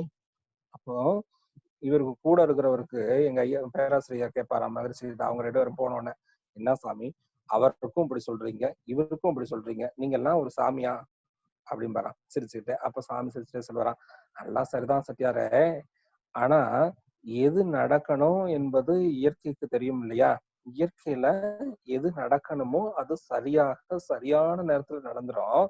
அது அது அதனுடைய அந்த இயற்கை இப்படித்தான் இருக்கணும்னு சொல்றதுக்கு நாம யாரு? இயற்கையில செயல்பட வேண்டிய விஷயத்தை தடுப்பதற்கு நாம யாரு அப்படின்னு சொல்லி கேட்டாராம். அது மாதிரி இயற்கையில யாருக்கு எந்த சூழலில் ஞானம் பெற வேண்டும் என்ற நிலை இருக்கிறதோ அந்த சூழல்ல தான் அவர்கள் ஞானத்தை பெற முடியும். அவர்களுடைய கருமையும் தூய்மை அடைந்தால் மட்டும்தான் இந்த ஞானத்துல உயர்ந்த நிலையை அடைய முடியும் இல்லையா? அப்ப அவர்களுடைய கருமையத்தை தூய்மை செய்ய வேண்டியது யாரோட வேலை? அவங்க வேலைதான். அப்ப நல்லா அவர்கள் பயிற்சி செய்தால் மட்டும்தான், அவர்களுடைய கருமையும் தூய்மையானால் மட்டும்தான் அந்த ஞான நிலையை அடைய முடியும். அதுக்கு தக்க சூழ்நிலையை தான் நம்ம உருவாக்கி கொள்ளணும். அப்ப அந்த சூழலை நம்ம சாதகமாக மாற்றிக்கொள்ளணும். மகரிஷிக்கு நமக்கும் கோபம் வரதான் செய்யுது, மகரிஷிக்கும் கோபம் வந்திருக்குது. அதனாலதானே மகரிஷி சினம் தவிர்த்தல் பாடத்தையும் உருவாக்குறாரு இல்லையா? ஒரு முறை அவர் டியூஷன் எடுக்கிறார், திண்ணை பள்ளிக்கூடம்னு சொல்லி நடத்துறாங்க. இப்போ அந்த ஊர்ல இருக்கிற பசங்களுக்கெல்லாம் பாடம் சொல்லி கொடுக்குறாரு அந்த திண்ணையில உட்கார வச்சு.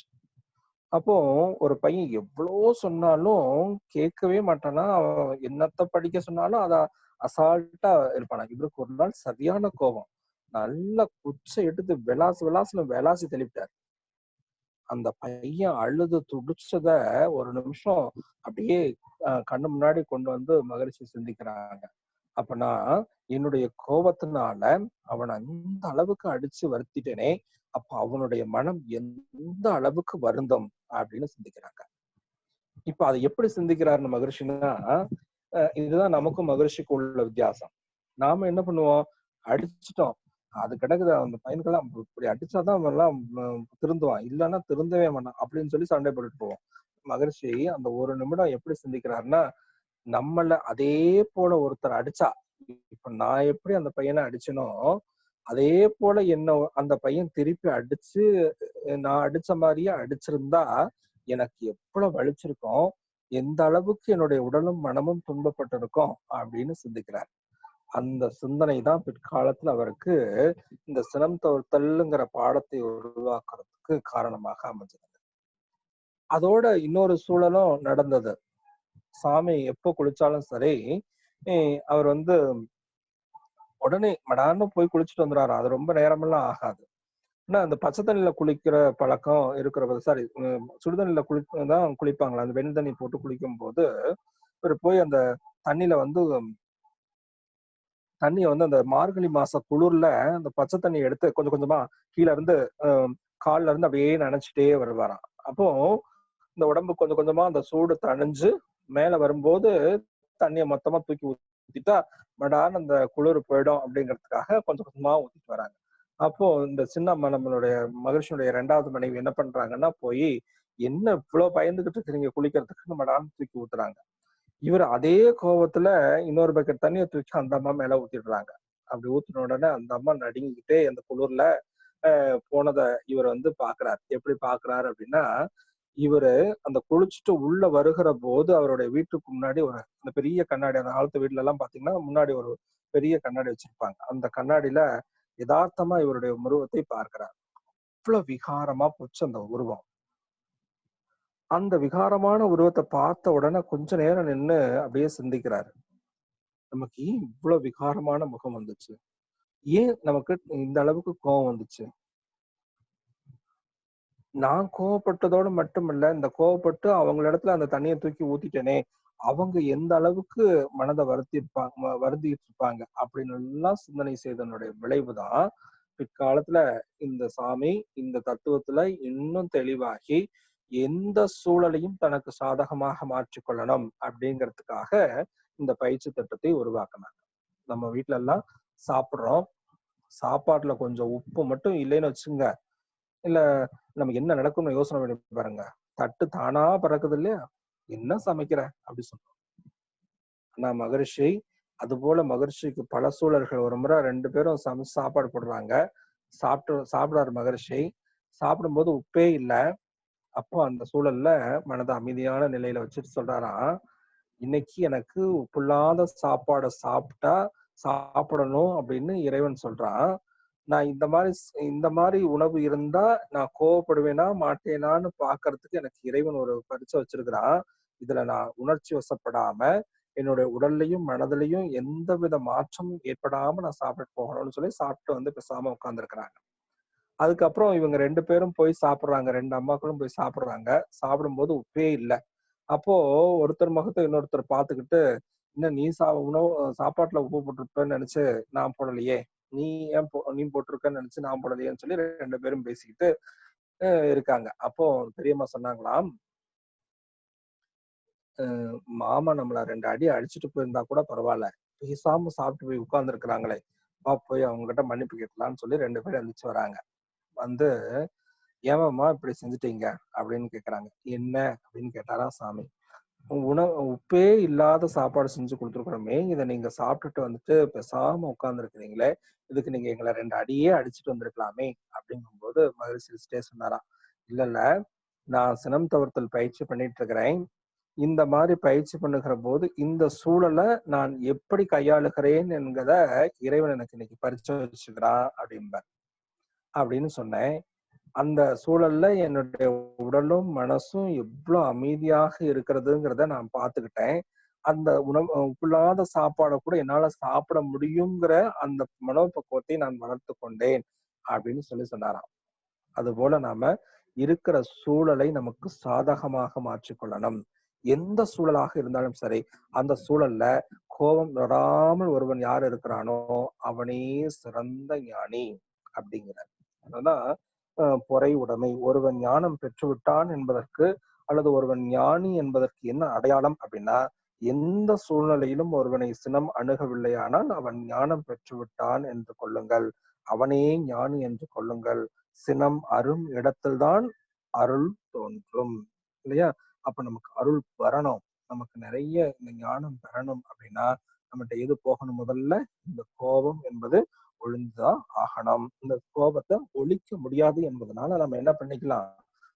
அந்த சூழலை தவிர்த்து கொள்வதற்கு முயற்சி செய்யலாம். இல்லையா? அப்படி சூழலை தவிர்க்கிறதுக்கு சாமி கொடுத்த நிறைய பேர் எல்லாம் சொல்லி கொடுத்திருந்தாலும் கூட அதுக்கான சரியான திட்டங்கள் இல்லை. அததான் வேதாத்ரி மகர்ஷி அவர்கள் சரியான திட்ட முறைகள், நடைமுறையில நாம எப்படி செஞ்சு வெற்றி பெறுவதுங்கிறதுக்கான திட்டத்தை தான் வகுத்து நமக்கு கொடுத்திருக்காங்க.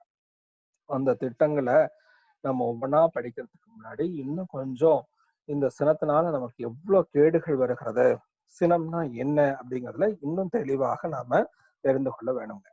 நான் என்ன சொன்னேன்? ஆசையேதான் கோபம் அப்படின்னு சொன்னேன் இல்லையா? இந்த ஆசையேதான் கோபம் அப்படிங்கும்போது மகிழ்ச்சி ஒரு 4-5 உதாரணம் சொல்றாங்க. இப்ப நம்ம காலையில வேலைக்கு போகணும்.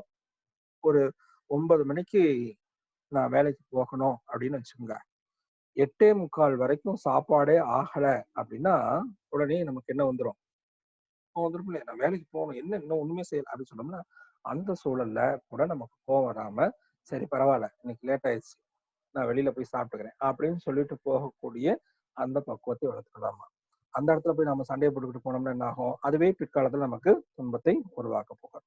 அது மாதிரி பசங்க படிக்கலைங்கிறதா நிறைய பேத்துக்கு போவோம். நான் எவ்வளவு சொல்லி பாக்குறேன், சரி அவன் படிக்க மாட்டேங்கிறான், எல்லாம் விளையாட்டுத்தனமாவே இருக்கிறான் அப்படிங்கிற கோபம் இல்லையா? இப்படி சில பேருக்கு சமுதாயத்தின் மேல இப்ப பாருங்க, எல்லாம் மதுக்கடைகள் எல்லாம் ஓபன் பண்ணோடனே சமுதாயத்தின் மேல இவ்வளவு கோபம் நமக்கு வருது இல்லையா?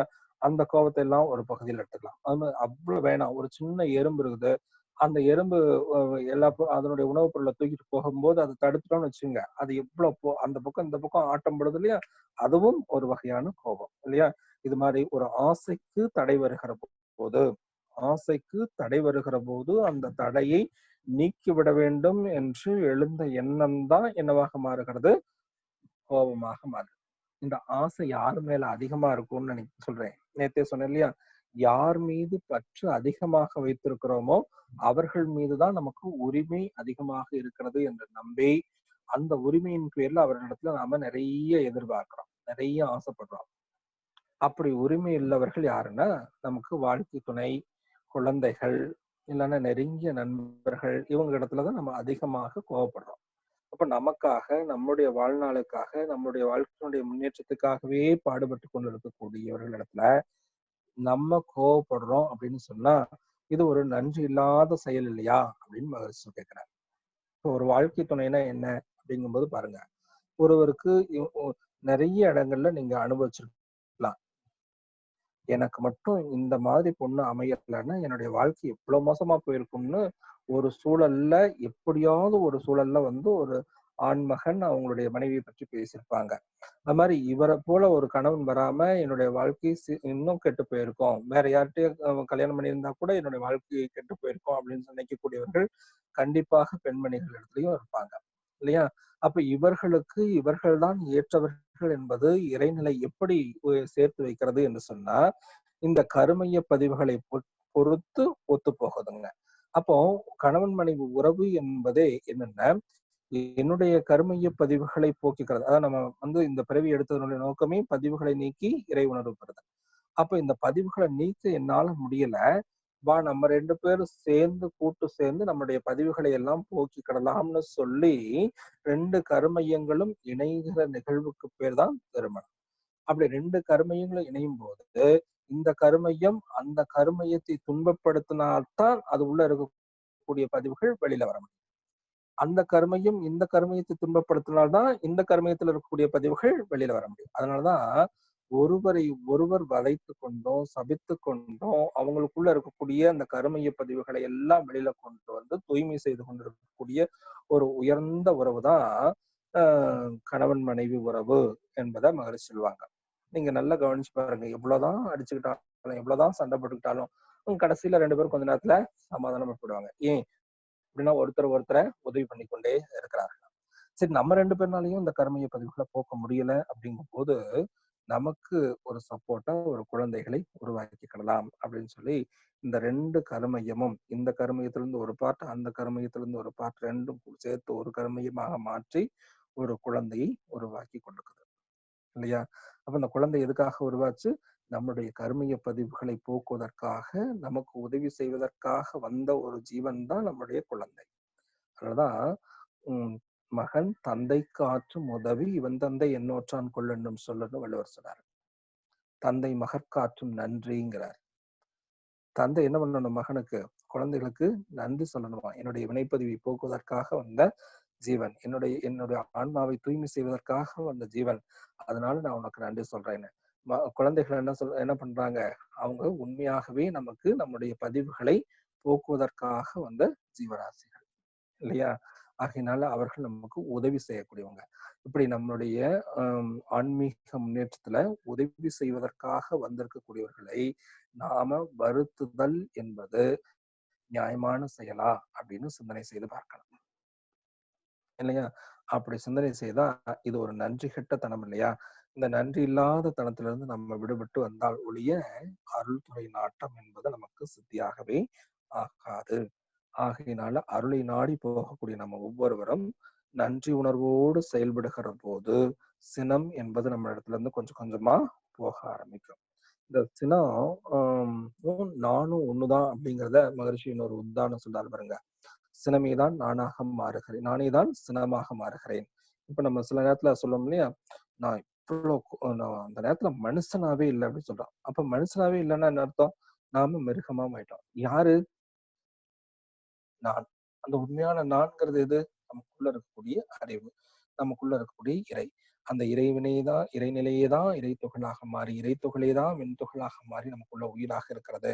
அந்த உயிரே எழுச்சி பெறுகிற போதுதான் சினமாக மாறுகிறது என்று சொல்கிற போது, இந்த இறையே இந்த இடத்துல இறையை மறைத்து கொண்டிருப்பது எதுன்னா நம்மகிட்ட வரக்கூடிய இந்த குணங்கள். இந்த குணங்களை நற்குணங்களாக மாற்றிக் கொள்ளுகிற போது நமக்குள்ள இருக்கக்கூடிய இறைநிலை என்பது வெளிப்படும். இது எப்படி சொல்றாருன்னா, ஒரு மரத்தால் ஆன ஒரு பொம்மையை பாக்குறோம். அந்த பொம்மையை பாக்குற போது இப்போ ஒரு நாய் பொம்மைன்னு வச்சுக்கோங்க. ஒரு மரத்துல செஞ்ச ஒரு நாய் பொம்மையை பார்க்கிறோம். இப்ப அந்த நாய் பொம்மையை பார்க்கிற போது அது நாயாக பார்த்தா அந்த இடத்துல மரம் தெரியாது. மரமாக பார்க்கிற போது அங்க நாய் தெரியாது இல்லையா? அது என்ன மரம்? ஒரு ஒரு ஆசாரிட்ட போனா இது இந்த மரத்துல செஞ்சிருக்காங்க, இது எவ்வளவு நல்லா இருக்கு அப்படின்னு சொல்லி அவன் அந்த மரத்தை பத்தி மட்டும் பேசுவான். சாதாரண ஒருத்தர் ஆள் பார்த்தாங்கன்னா உடனே என்ன சொல்லுவாங்க, இது இவ்வளவு அழகா செஞ்சிருக்காங்க, இவ்வளவு நல்லா இருக்கு அந்த நாய்க்குட்டியில அப்படி சொல்லுவாங்க. அது உண்மையான நாய்க்குட்டியே இல்ல, மரத்தினால் ஆன ஒரு பொம்மை. அதனால மரத்தை பார்க்கிற போது நாயை காணா, கல்லை பார்க்கிற போது கல்ல கண்டா நாயை காணா, நாயை கண்டா கல்ல காணான்னு சொல்றது காரணம் இதுதான். கல்லால் செய்யப்பட்ட ஒரு நாய் பொம்மையை பார்க்கிற போது அங்க நாய் இல்ல, நாயை பார்க்கிற போது கல்லு தெரியாது இல்லையா? அதுதான் பரத்தை மறைத்தது பார்முதல் போதம், பரத்தில் மறைந்தது பார்முதல் போதம், மரத்தை மறைத்தது மாமத யானை, மரத்தில் மறைந்தது மாமத யானைன்னு திருமூலர் சொன்னார். அப்ப நமக்குள்ள இருக்கக்கூடிய அந்த தெய்வீகத்தை எது மறைத்திருக்கிறது என்று சொன்னால், நமக்குள்ள இருக்கக்கூடிய இந்த சினம் போன்ற தீய குணங்கள் தான் நமக்குள்ள இருக்கக்கூடிய தெய்வீகத்தை மறைத்து வைத்திருக்கிறது. ஆகையினால அந்த மறைத்து வைத்ததனுடைய விளைவு எவ்வளவு தூரத்துக்கு அந்த விளைவை கொடுக்குது அப்படின்னா, கோபமே பாவங்களுக்கெல்லாம் தாய் தந்தை. எல்லா பாவத்துக்கும் தாய் தந்தையாக இருக்கிறது எதுன்னா அந்த கோபம் தான். இது மட்டும் இருந்துச்சுன்னா அப்ப பாவமே நம்ம இடத்துல போகாது இல்லையா? கோபமே குடிகெடுக்கும், கோபமே ஒன்றையும் கூடி வர ஒட்டாது, கோபமே துயர்கெடுக்கும், கோபமே பொல்லாது, கோபமே சீர்கேடு, கோபமே உறவறுக்கும், கோபமே பழி செய்யும், கோபமே பகையாளி, கோபமே கருணை போக்கும், கோபமே ஈனமாம், கோபமே எவரையும் கூடி வர ஒட்டாது ஒருவனாக்கும், கோபமே மரளி முன் கொண்டு போய் தீய நர குழியில் தள்ளும். எவ்வளவு அழகா சொல்றாரு பாருங்க அம்பலவான கவிராயருங்கிறவர். அப்போ அவ்வளவு ஒரு கொடிய அந்த கோபத்தை நம்ம மனசுக்குள்ள வச்சிருக்கணுமா? நமக்குள்ள அந்த கோபம் என்பது தேவையா அப்படிங்கிறத இன்னும் நல்லா சிந்தனைக்கு செய்யணுமா? அதான் பாருங்க, நாணத்தை கவலையினை சினத்தை பொய்யை அச்சத்தை வேட்கைதனை அழித்து விட்டால் அப்போதே சாவம் அங்கே அழிந்து போகும். மிச்சத்தை பின் சொல்வேன், சினத்தை முன்னே வென்றிடுவேன், வேதனையில் மரணம் இல்லை. அப்ப நமக்கு மரணம் இல்லாத பெருவாழ்வு சித்தி ஆகணும்னா எது எது எது இல்லாமல் இருக்கணும்ல? சினம் இல்லாமல் இருக்கணும். தன்னை தான் காக்கின் காவாக்கள் தன்னையே கொள்ளும் சினம். ஒரு இடத்துல கோபம் வந்துருச்சுன்னா அந்த கோபம் அவனுடைய சந்ததிகள் அவனையே கொன்னுடும் அப்படிங்கிறார் இல்லையா? அந்த கோபம் வந்தபோது என்னென்னலாம் நடக்குதுன்னு பாருங்க. அந்த கோபம் வராம தடுக்கிறதுக்கு என்ன பண்ணணும்? மனமென்னும் பாம்பு அடங்கல் தாண்டவ கோணை யாவும் சித்தி என்றே நினையடா தாண்டவ கோணை. மனம் அடங்கிடுச்சுன்னா எல்லாம் நமக்கு சித்தி ஆகும். சினம் என்னும் பாம்பு இறந்தால் தாண்டவ கோணை யாவும் சித்தி என்றே நினையடா தாண்டவ கோணை. இல்லையா? சினம் மட்டும் இறந்து போனால் நமக்கு எல்லா சித்திகளும் கிடைக்கும் என்பதை நாம புரிந்து கொண்டோம்னா இந்த கோபம் இல்லாத மனநிலைக்கு வந்துட முடியும் இல்லையா? இதுக்கு இன்னொரு விளக்கம் சொல்றேன், நல்லா புரிஞ்சுட்டீங்கன்னா அது போதும். அப்ப இந்த கோபம் வந்தா இப்படிப்பட்ட ஒரு கோபம் வரும்போது என்னென்ன மாற்றங்கள் நமக்குள்ள நடக்குது அப்படிங்கிறத கொஞ்சம் அப்படியே அனுபவிச்சு உணர்ந்து பார்ப்போம். இப்போ ஒருத்தர் கோபம் வருதுன்னு வச்சுக்கோங்க.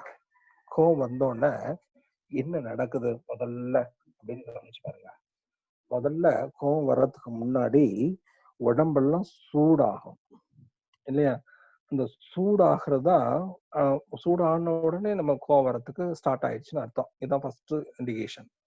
உடம்பு சூடாகுதுன்னா என்ன நடக்குது அப்படின்னா அந்த சூடு எங்க உருவாகுதுன்னு பார்க்கணும். இப்போ உடல்ல ரத்த ஓட்டத்துக்கு மையம் ஹார்ட்னு சொல்றோம். அது மாதிரி காற்றோட்டத்துக்கு மையம் லங்ஸ்.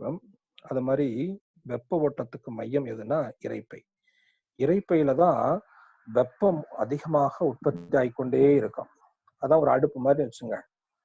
அது நம்ம உடம்புக்குள்ள போற எல்லா சாப்பாடையும் எரிச்சு சத்து பொருளாக மாற்றக்கூடிய ஒரு அமைப்புங்க தான். இப்போ சூடு எங்க முதல்ல உருவாகும்னா வயிற்றுலதான் அந்த சூடு உருவாகும். ஏன் இங்க உருவாகுது? சூடு உருவான உடனே என்ன நடக்கும் அப்படின்னா அட்ரீனல் கிளாண்ட்ல இருந்து அந்த அட்ரீனலிங்கிற ஒரு ஹார்மோன் சுரந்து அந்த வயிற்று பகுதியில வந்து சேர்ந்துடும். அது ரத்தத்துல கலந்து டைரக்டாவே வந்துருது இல்லையா? அந்த நாளமில்லா சுரப்பின்னு சொல்றோமே, அந்த நாளமில்லா சுரப்பிகள்ல இருக்கக்கூடிய அந்த அட்ரீனல் சுரப்பில இருந்து வரக்கூடிய அட்ரீனல் வந்து சுரந்து அந்த வயிற்றுல சேர்ந்த உடனே வயிறு முழுக்க அப்படியே புளிய கரைக்கிறது போல அந்த எனக்கு வயிறெல்லாம் எரியுது அப்படின்னு சொல்லுவாங்கல்ல. கோவம் வந்தோடனே சாதாரண சொல்லக்கூடிய வார்த்தை, எனக்கு வயிறெல்லாம் எரியுதுங்க நினைக்க நினைக்க அப்படின்னு சொன்னாங்கல்ல. அப்படின்னு என்ன அர்த்தம்? அந்த அட்ரீனல் சுரப்பி சுரந்து வயிறெல்லாம் எரிய ஆரம்பிக்கும். அப்போ வயிறெல்லாம் எரியுதுன்னு வச்சுங்க, வயிற்றுக்குள்ள சூடு அதிகமாக மாறும். அப்ப சூடு அதிகமாக மாறும்போது இந்த குடலுக்குள்ள இருக்கக்கூடிய சாப்பாடு செரிச்சு உள்ள போகுதுல்ல, அந்த சாப்பாட்டுல இருக்கிற சத்து நீரெல்லாம் வெளியில உறிஞ்சி வெளியில வேர்வையா வேர்த்து கொட்டும். அப்ப உள்ளுக்குள்ள இருக்கக்கூடிய சத்து நமக்கு போச்சு ஒண்ணு. இன்னொன்னு அந்த சத்துல இருக்கக்கூடிய அந்த குடலுக்குள்ள வரக்கூடிய அந்த மலம் இருக்கே, அதுல இருக்கக்கூடிய நீர் ஓரளவுக்கு சரியாக இருந்தா மட்டும்தான் அது ஈஸியா தள்ளி வெளியில வர முடியும். அப்போ அந்த மலத்துல தண்ணி குறைஞ்ச உடனே என்ன ஆகும்னா குடலுக்குள்ள நவுந்து போறது கொஞ்சம் கஷ்டமா போயிடும். அப்போ உள்ளுக்குள்ளேயே அது இறுகி நிற்கும். அப்படி உள்ளுக்குள்ளேயே இறுகி நிற்கும் போது மோஷன் போறது கஷ்டமா இருக்கும். அப்ப மோஷன் போறது கஷ்டமா இருக்கும்போது என்ன பண்ணுவோம்? முக்கி இருந்து தள்ளுவோம். அப்ப முக்கி இருந்து தள்ளுகிற போது என்ன ஆகும்னா உடம்பு முழுக்க இருக்கக்கூடிய நரம்புகள் முதல்ல தளர்ந்து போயிடும். ரெண்டாவது அந்த தள்ளுற வேகத்துல இந்த மலத்தோடு சேர்ந்து மலக்குடலும் சேர்ந்து வெளியில தள்ள ஆரம்பிக்கும். அது நாலாவட்டத்துல அப்படி வெளியில தள்ள வரும். அப்படி வெளியில தள்ளி வருகிற போது அது first grade, second grade, third grade பைல்ஸ்ன்னு அதுக்கு பேர் வச்சிடறாங்க. அப்ப என்ன வந்து முதல்ல வயிற்றுல சூடாகி வயிற்றுல இருக்கக்கூடிய சத்து பொருளை எல்லாம் வெளியில தள்ளிடுது ஒண்ணு.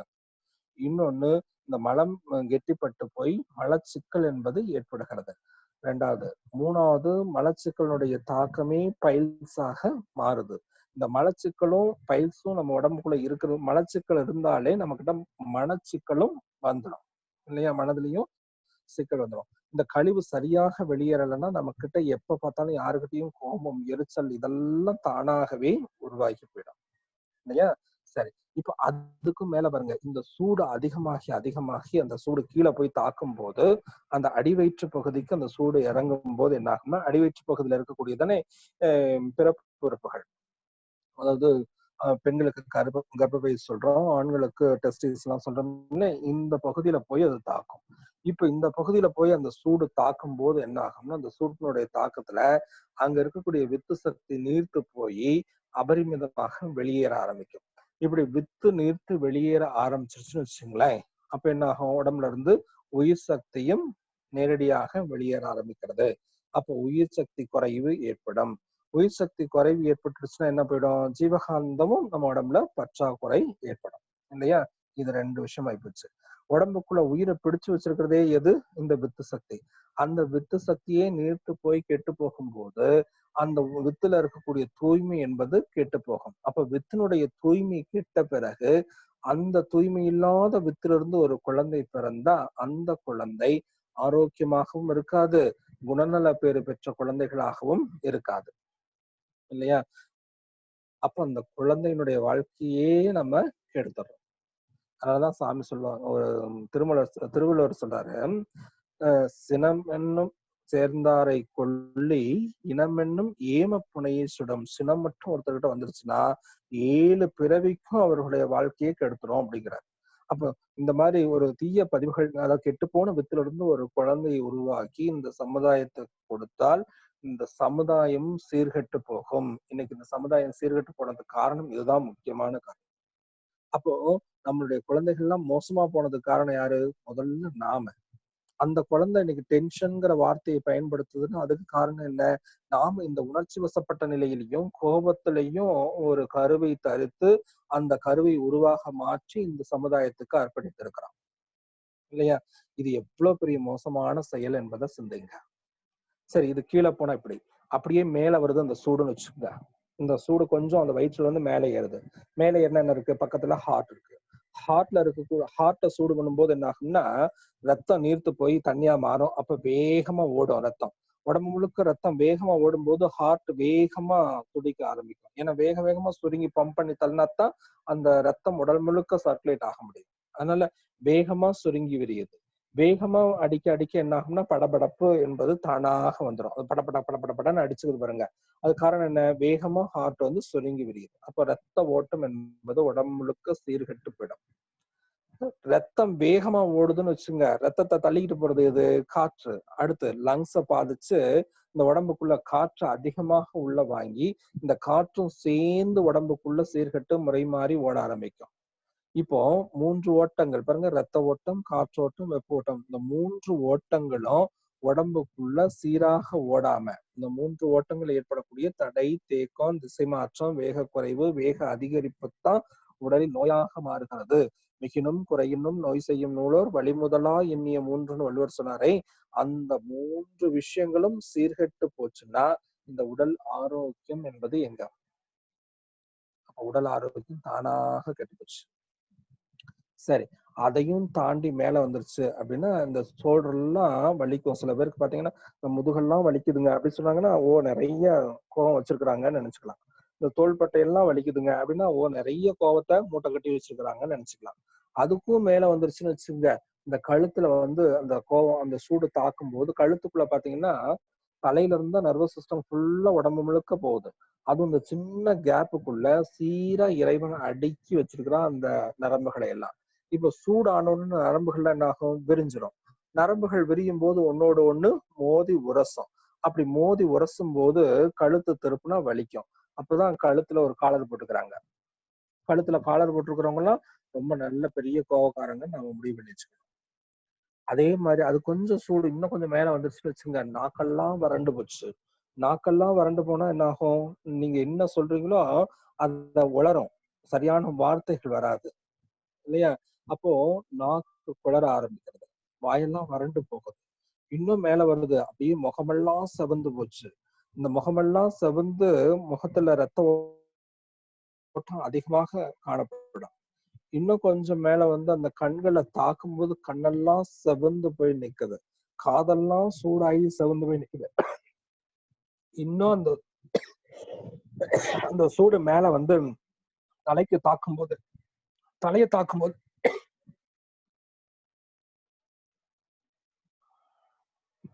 சரி,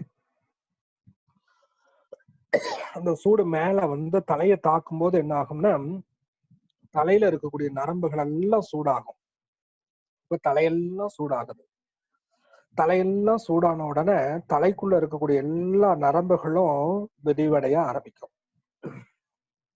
இந்த தலையில இருக்கக்கூடிய நரம்புகள்லாம் இருக்கு பாருங்க, அதுதான் இருக்கிறதுலயே ரொம்ப சின்ன நரம்புகள். இந்த மூளைக்கு போகக்கூடிய நரம்புகள்.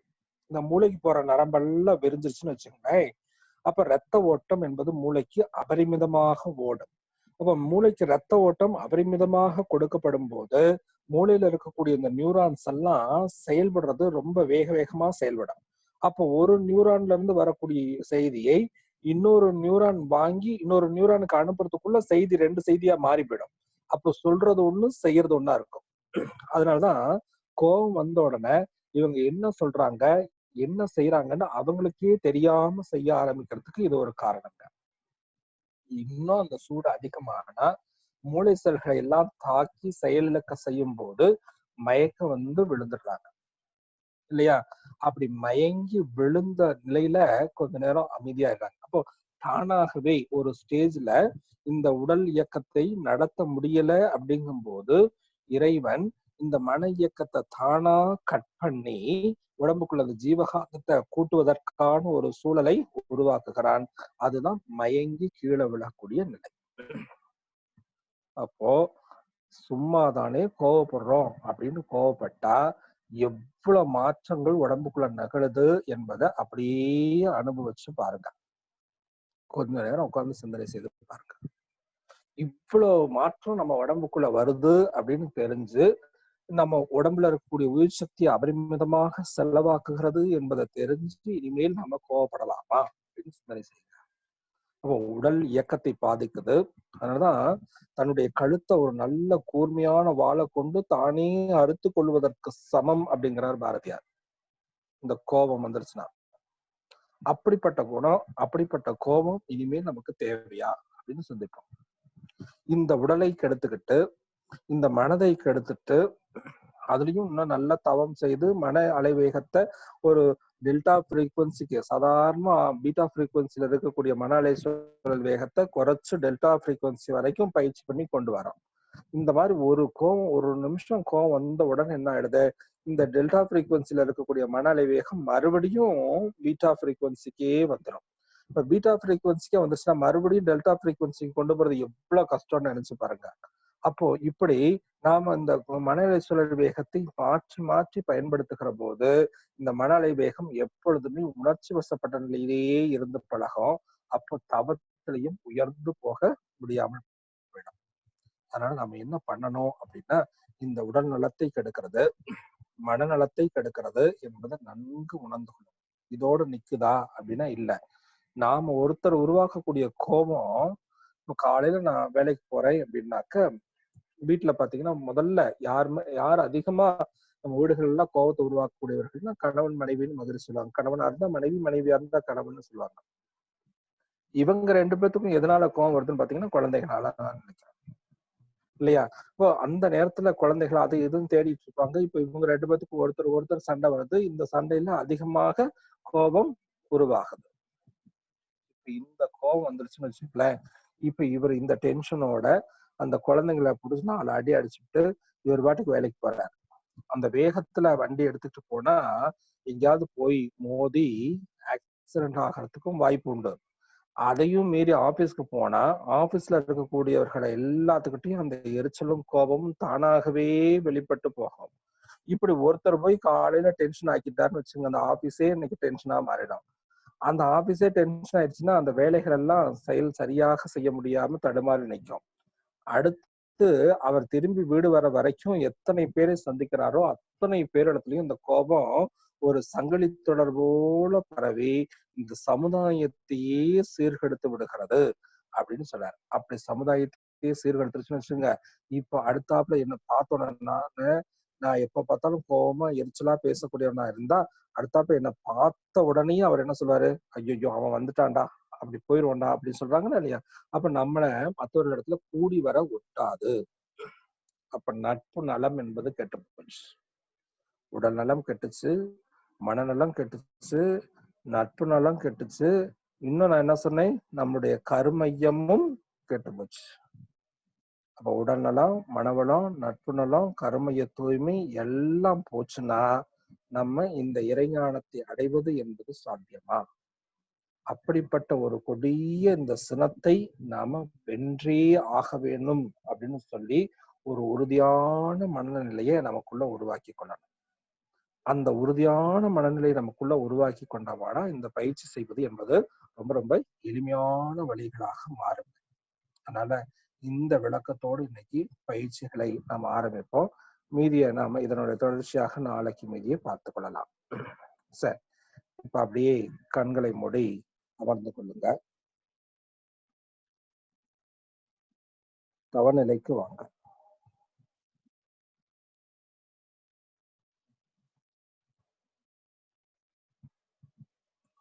ஆகினை,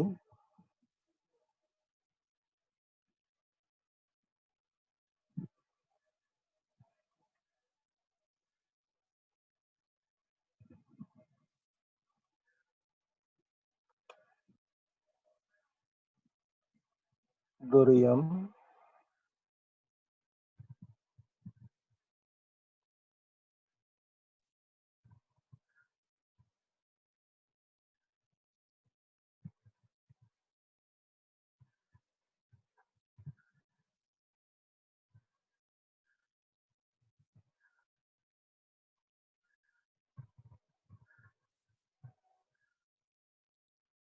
நிலையிலேயே மனதை வைத்து சிந்திங்க. கோவம் வந்தா உடம்புக்குள்ள எந்த அளவுக்கு உயிர் சக்தி எழுச்சி பெறுகிறது என்பத நான் சொன்னதை அப்படியே மனதுல உருவகப்படுத்தி பாருங்க. உடம்புல சூடானா எந்தெந்த உறுப்புகள் எப்படியெல்லாம் பாதிக்குது, உங்களுக்கே இந்த அனுபவம் இருந்திருக்கும். இத அப்படியே அனுபவிச்சு உணர்ந்து பாருங்க. ஒவ்வொரு உறுப்புகளாக எப்படி தாக்குது, எந்தெந்த மாதிரி நமக்கு மாற்றம் உருவாச்சு அப்படிங்கிறத நம்ம கொஞ்ச நேரம் அதை கவனித்து பார்க்கணும்.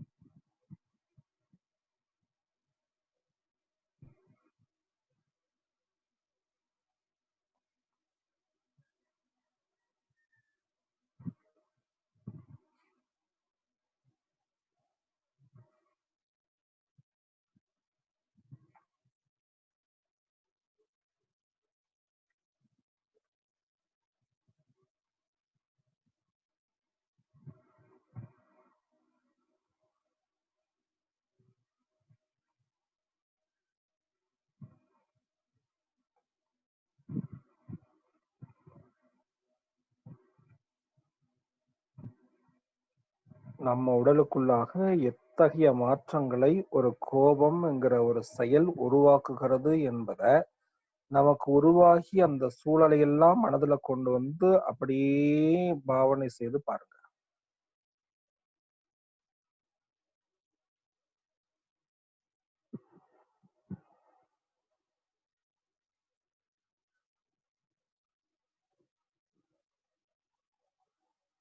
இந்த கோபமாக இருக்கக்கூடிய அந்த சூழல்ல நான் எங்கு போகிறேன், யாரே கோபமாக மாறுகிறார் அப்படிங்கிறத கொஞ்சம் அனுபவித்து அப்படியே உணருங்க.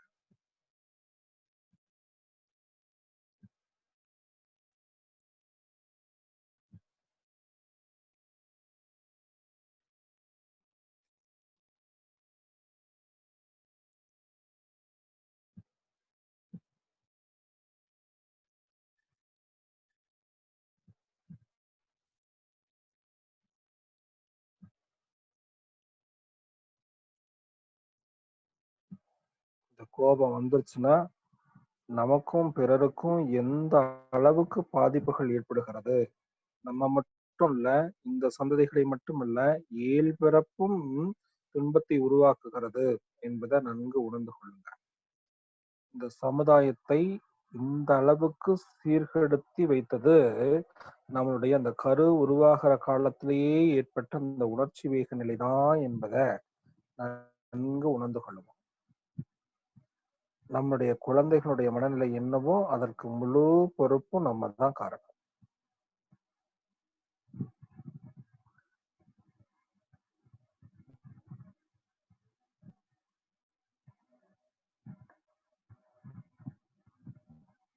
ஒரு கோபம் வந்துருச்சுன்னா அது எப்படி சங்கிலி தொடர் போல பரவி இந்த சமுதாயத்தை சீர்கேடு செய்கிறது என்பதை நன்கு உணர்ந்து கொள்ளுவோம்.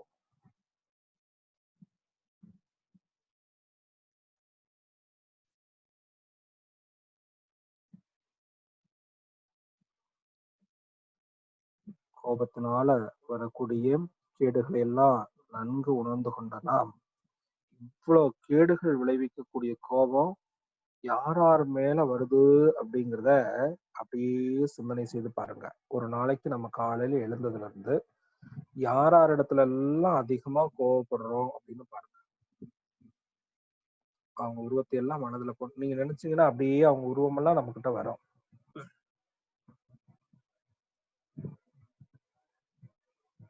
எதுக்காக கோவப்படுறோம்னு பாருங்க.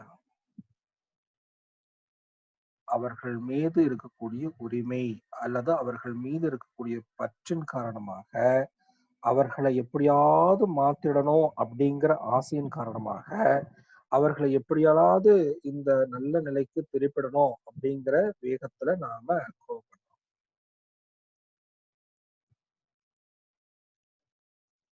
ஒருவர் இன்னொருவர் மீது கொண்ட பற்றையேதான் ஆசையேதான் கோபமாக மாறுகிறது என்பதை இங்க நன்கு உணர்ந்து கொள்ளும். என் குழந்தைங்க ஒழுங்கா படிச்சா அவங்க நல்ல நிலைக்கு வருவாங்க, வரணும் அப்படிங்கிற என்னுடைய ஆசைக்கு அவர்கள் தடையாக இருப்பதே எனக்கு கோபமாக வருகிறது என்பதை நன்கு உணர்ந்து கொள்ளுவோம். இங்க நீங்க சிந்தனை செய்ய வேண்டியது என்னன்னா, யாரையும் யாராலும் திருத்தவே முடியாது என்பதை நல்ல மனதுல பதிய வைத்துக் கொள்ளுங்க. ஏன்னா அவரவர்களுக்குள்ள இருக்கக்கூடிய கருமைய பதிவுகளை பொறுத்தே அவர்கள் செயல்கள் நடக்கிறது என்பதை நன்கு உணர்கிறோம். அந்த பதிவே தான் அவர்களுக்கு செயலாக வருகிறது என்பது நமக்கு நல்லா தெரியும். ஒரு எண்ணம், சொல், செயலுக்கு எது மூலம்? கருமைய பதிவுகள் தான் என்பது நல்லா தெரியும். அப்ப அந்த கருமைய பதிவுகள் தூய்மை அடைகிற வரையிலும் அவர்கள்தான் முயற்சி பண்ணி வரணும் என்பதை நாம நல்லா உணர்ந்து கொள்ளணும். நாம யாரையும் திருத்துவதற்கோ இல்ல யாரையும் மேம்படுத்துவதற்காகவோ நாம வரல. நம்ம மேம்பாடுதான் முக்கியம். சுய மேம்பாடுதான் முக்கியம். இன்னைக்கு நான் பயிற்சி கொடுத்துட்டு இருக்கேன்னா இந்த பயிற்சி கொடுக்க ஆரம்பிச்சுட்டோ இதுல இருந்து நீங்க நல்லா கவனிச்சா தெரியும். பயிற்சி கொடுக்குற ஆசிரியர்களுக்கெல்லாம் என்னைக்கு சினம் தவிர்த்தல் பாடம் நடத்துறோமோ அன்னைக்கெல்லாம் கோபத்தை உருவாக்கக்கூடிய செயல்கள் தான் அதிகமா நடக்கும். அதையெல்லாம் எப்படி வெற்றி கொள்ளுகிறோங்கிறத நமக்கு இறைவன் நமக்கு வச்சிருக்கிற சோதனையாக அதை பார்க்கணும். நான் ஒரு முறை இந்த சினம் தவிர்த்தல் பாடம் நடத்திட்டு இருக்கிறேன் வகுப்புல. ஒரு சின்ன குழந்தைய கூட்டிட்டு வந்துருச்சு ஒரு அம்மா. அந்த குழந்தைய வீட்டுல விட்டு வர முடியாதுங்கிறதுக்காக கூட்டிட்டு வந்துட்டாங்க. அந்த குழந்தை என்ன பண்ணான்னா என் மேல ஏறுறான், ஆடுறான், அப்படியே தோள் மேல ஏறி உட்கார்ந்துக்கிறான், அப்படியே கீழே இறங்கின அப்படியே மடி மேல படுத்துக்கிறான், என்னை பார்த்து கிள்றான், காதை பிடிக்கிறான், காதை கடிக்கிறான், என்னென்னமோ செய்யறான். ஆனா நான் பேசிட்டு இருக்கிற தலைப்பு சினம் தவிர்த்தல். அந்த சூழல்ல நான் கோவப்பட முடியுமா அப்படின்னு சிந்தனை செய்து பாருங்க. பேசுற தலைப்புக்கு ஒட்டி நான் என்னுடைய செயல்களை மாற்றியே ஆகணும். இன்னைக்கு இறைவன் எனக்கு இது சரியான சோதனையை வைத்திருக்கிறான் என்று சொல்லி அந்த இடத்துல ஒரு சின்ன அளவுல கூட அந்த கோபத்தை காட்டாம அந்த குழந்தை என்ன வேணாலும் செஞ்சுட்டு போட்டுன்னு சொல்லி விட்டுட்டு நான் பாட்டுக்கு வகுப்புலயே கான்சன்ட்ரேஷன் பண்ணி நடத்த ஆரம்பிச்ச உடனே அந்த குழந்தையினுடைய செயல்பாடுகள் எல்லாம் கொஞ்சம் கொஞ்சமா குறைஞ்சு படுத்து தூங்க ஆரம்பிச்சுட்டான். அப்பதான் எனக்கு ஒரு விஷயம் புரிஞ்சது. நாம ஒரு செயலின் மீது அளவு கடந்த பற்றோ அல்லது அளவு கடந்த விருப்பமோ அங்க ஏற்படுத்துகிற போது இந்த பேசிட்டு இருக்கிற போது நான் தான் பேசுறேன் அப்படிங்கிற ஒரு உணர்வு இருந்திருந்தா அவன் செய்யற செயல்கள் எல்லாம் எனக்கு துன்பத்தை கொடுத்திருக்கும். அந்த இடத்துல நான் பேசல, நான் இல்ல, இந்த உடல் மறைந்து அந்த இடத்துல மகர்ஷியே இருக்காங்க அப்படிங்கிற ஒரு உணர்வோடு பேசிட்டு இருக்கிற போது அந்த இடத்துல என் இடத்துல சினம் வரல. அப்போ புரிஞ்சுக்கிட்டேன், நாம சினம் தவிர்த்தல் பயிற்சி செய்யறதுக்கு ஒரு சரியான வழி என்னன்னா, எப்பொழுதும் இந்த சினத்தை தவிர்த்தவர்களை நினைத்து கொண்டே இருந்தாலே அவர்களுடைய குணம் நமக்கு தானாக வந்துவிடும். நான் அந்த ஒரு மணி நேரம் பேசும்போது 1 மணி நேரமும் நான் வேதாத்திரி மகரிஷியாகவே இருந்ததன் காரணமாகத்தான் அந்த இடத்துல எனக்கு சினம் வரல. நான் பாஸ்கரா இருந்தா கோவம் வந்திருக்கும். அதனாலதான் நல்ல மகான்களுடைய உருவ நினைவு நம்முடைய கருமையத்தை தூய்மை செய்யும் அப்படின்னு சொல்லி உங்களுக்கு எண்ணமாராய்தல் பாடத்திலேயே கொடுத்திருக்கிறேன். அதனால நல்ல மகான்களுடைய உருவ நினைவை கொண்டு வந்து பழக்கப்படுத்தி கொள்ளுங்க.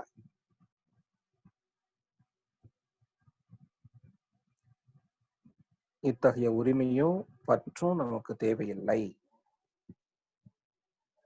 நம்ம நிலையிலிருந்து பார்க்கிற போது அவர்கள் செய்வது தவறாக தெரியும். அவர்களிடத்திலிருந்து நம்ம பார்க்கிற போது அவங்க செய்யக்கூடிய விஷயம் அவங்களுக்கு நியாயமா தெரியும். இதை நல்லா புரிஞ்சுக்கணும். அவரவர்கள் செய்யக்கூடிய செயல்கள் அவரவர்களுக்கு நியாயமாகத்தான் தெரியும். ஆனா அது மற்றவர்களுக்கு துன்பத்தை கொடுக்க கூடாது என்பதை உணர்ந்து செயல்படணும். அதனாலதான் மகிழ்ச்சி சொல்லுவாங்க, பிறர் மனதில் எழும் உணர்ச்சிகளை கூர்ந்து உணர்ந்து சிந்தித்து செயல்பட வேண்டும். அப்ப நம்மளுடைய செயல்கள் மற்றவர்களுக்கு துன்பத்தை கொடுக்க கூடாது அப்படிங்கிறத நம்ம ஒவ்வொரு கணமும் மனசுல வச்சுக்கணும். அதனாலதான் சாமி அதை தவத்திலேயே அந்த சங்கல்பத்தை கொண்டு வந்தாங்க. நான் எனது வாழ்நாளில் யாருடைய உடலுக்கும் மனதுக்கும் துன்பம் தரமாட்டேன். அப்ப நம்மளுடைய செயல்பாடுகள் எப்படி இருக்கணுங்க? யாருக்கும் துன்பம் தராத செயல்களாக உருவாக்கி கொள்ளணும். அதுதானே ஒழுக்கம். இந்த ஒழுக்கம் என்ற உரம்தானே அறிவை ஒன்றும். ஏன் நம்ம சொல்லக்கூடிய பாடமெல்லாம் பயிற்சியாக மாற மாட்டேங்குது அப்படின்னா, மகரிஷி எல்லா தத்துவத்தையும் கொடுத்துட்டாங்க. அந்த தத்துவம் எல்லாம் நம்முடைய அறிவுல நிலைச்சு நிக்குது. அறிவென்ற நிலத்துல எல்லாத்தையும் போட்டாங்க. அதற்கு ஒழுக்கம் என்ற உரம் அறிவை ஒன்றணும். நம்ம எந்த அளவுக்கு ஒழுக்க நெறியோடு யாருக்கும் துன்பம் தராமல் இருக்கிறோமோ அந்த அளவுக்குத்தான் இந்த தத்துவங்கள் எல்லாம் நம்மளுடைய தத்துவங்களாக மாறும். இன்ஃபர்மேஷனா கேட்டா பத்தாது, கன்ஃபார்ம் பண்ணணும் பயிற்சி செய்து. அத டிரான்ஸ்பர்மேஷன் மத்தவங்களுக்கு சொல்றதல்ல, தன்வயமாக்குதல். அந்த பயிற்சிய தன்னுடையதாக மாற்றணும். இப்ப நம்மளுடைய சொத்தை நாம எவ்வளவு பாதுகாத்து வச்சுக்கிறோம். நம்முடைய பொருள்னா நாம எவ்வளவு மதிப்பு கொடுத்து அதை பாதுகாக்கிறோம். மற்றவர்களுடைய பொருளுக்கு மதிப்பு கொடுக்குறோமா அப்படின்னு பாருங்க. இல்ல.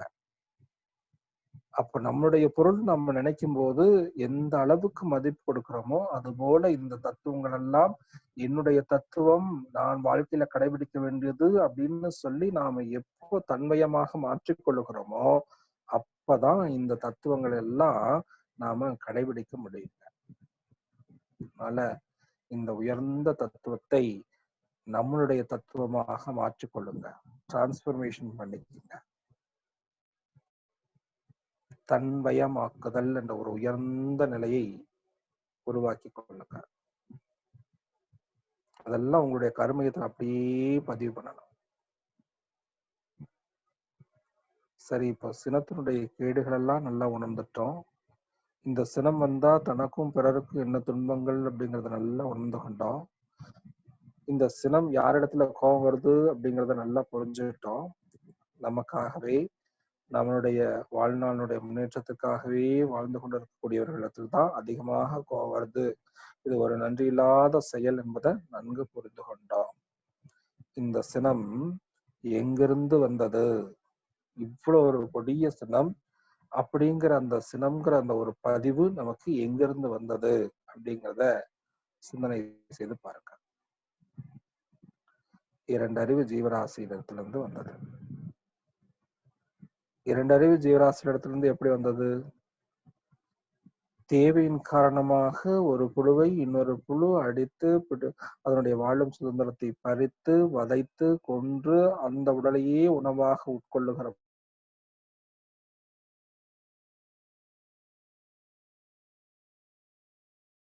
எனக்கு சினமாக வந்திருக்கிறது. அதனாலதான் நம்மளை பார்த்தே சொல்லுவாங்க நிறைய பேர், அவன் ஒரு நாய் மாதிரி கடிக்கிறான் அப்படிம்பாங்க. அப்ப நம்ம அந்த நேரத்துல எந்த குணம் வெளிப்படுது? நாயினுடைய குணம் வெளிப்படுகிறது. பாம்பு போல சீர்றாங்க அப்படிங்கிறாங்க. அப்ப பாம்புனுடைய குணம் அந்த இடத்துல வெளிப்படுது இல்லையா? அப்ப இந்த விலங்கின பதிவுகள் எல்லாம் போக்கினாலே ஒழிய மனித பண்பான தன்மை நமக்கு உருவாகாது. இந்த மனித பண்புகளை உயர்த்தி கொள்ளாம இறை பண்புகளை அடைவது என்பது சிரமம். ஆகினால விலங்கின பதிவுகளை போக்கி உள்ளதை உணர்ந்து நல்லதை செய்து அல்லதை விடக்கூடிய அந்த மனித பண்புகளை உயர்த்தி கொள்ளுகிற போது அன்பும் கருணையும் என்ற இறை பண்புகள் நமக்குள்ளாக தானாக வெளிப்படும். இதுவே சினம் ஒளிந்த இடத்தில் தான் அருள் என்று சொல்லியிருக்கிறார்கள். இந்த சினத்தை தவிர்க்கிறதுக்கு நமக்கு திருவள்ளுவர் சொல்லக்கூடிய அந்த பொறையுடைமை என்ற ஒரு தத்துவத்தை நம்ம நன்கு உணர்ந்து கொள்வோம். நிறைவுடைமை நீங்காமை வேண்டின. அந்த நிறைநிலையை அடையறதுக்கு தானே நம்ம இவ்வளவு கஷ்டப்படுறோம். அது நீங்காத நிலைக்கு வேணும்னா பொறையுடைமை போற்றி ஒழுகப்படும் அப்படிங்கிற அந்த குரலை மனதில் ஏற்றிக்கொள்ளும்.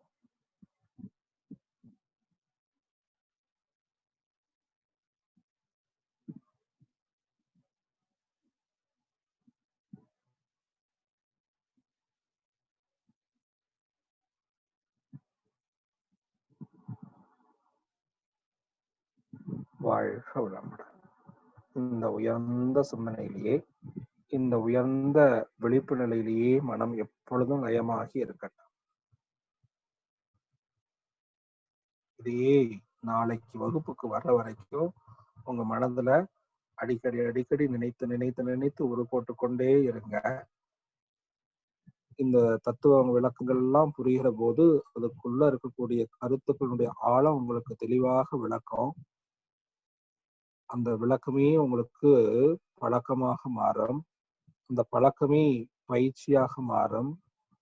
பயிற்சியை தொடர்ச்சியை உருவாக்கும். இந்த தொடர்ச்சியே உங்களுக்கு வெற்றியை கொடுக்கும்.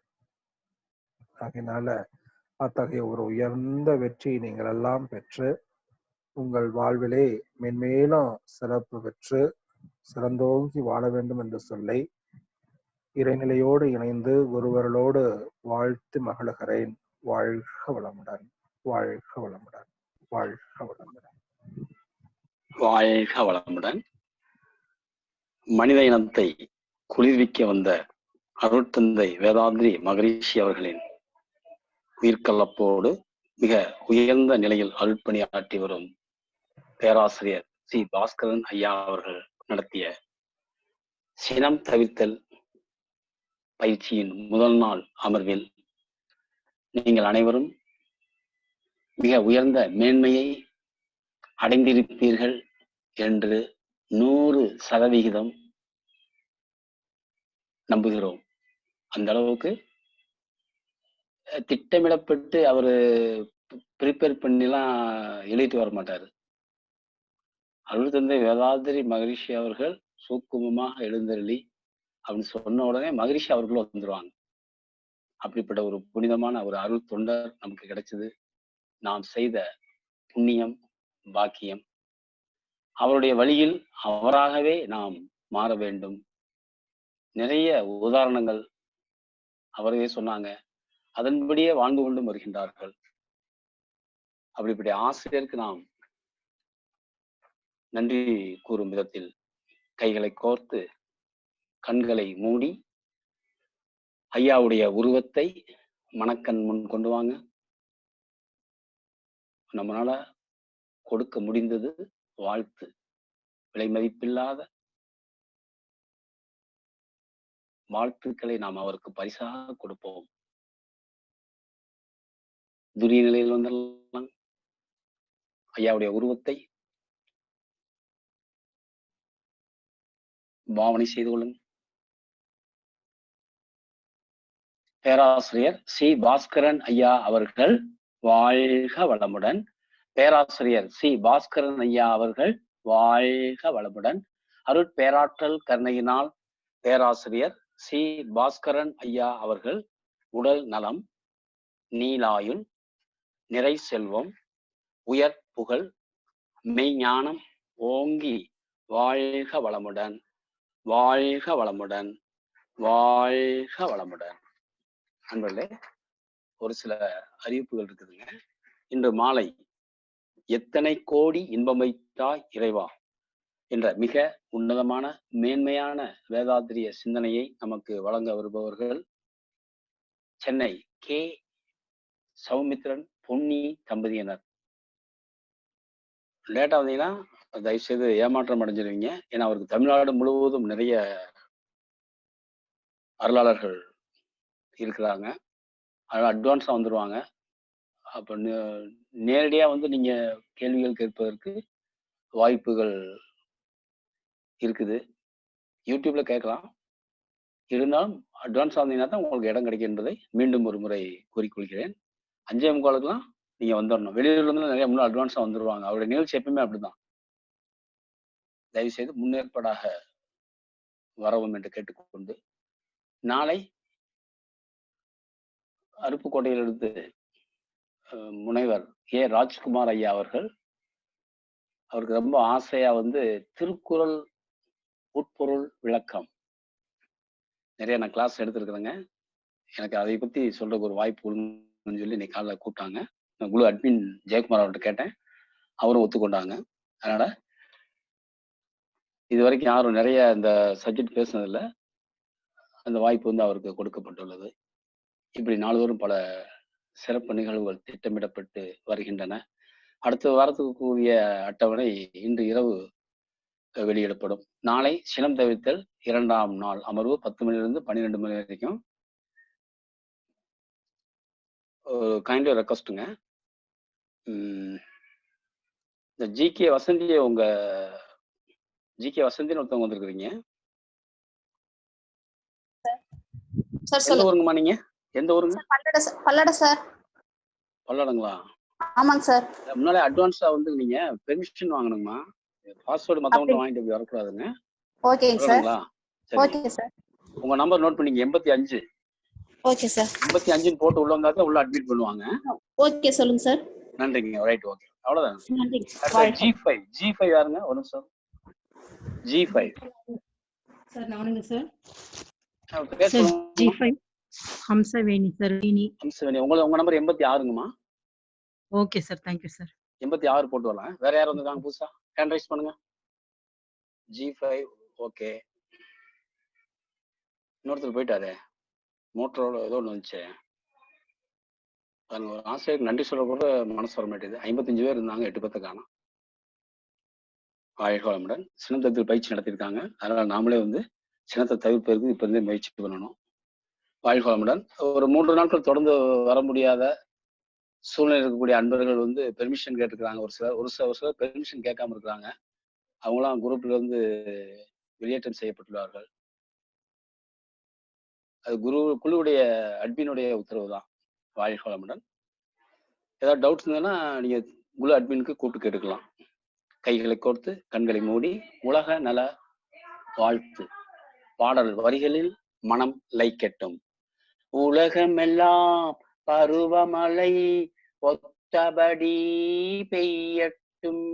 உழவரெல்லாம் தானியத்தை உவப்புடனே பெருக்கட்டும். பல தொழில்கள் புரிகின்ற பாட்டாளி உயரட்டும். பகுத்துணர்வில் தொகுத்துணர்வு பண்பாட்டை உயர்த்தட்டும். கலகங்கள் போட்டி பகை கடந்தாட்சி நடக்கட்டும். கல்லாமை கடன் வறுமை களங்கங்கள் மறையட்டும். நலவாழ்வை அளிக்கும் மெய் ஞான ஒளி வீசட்டும்.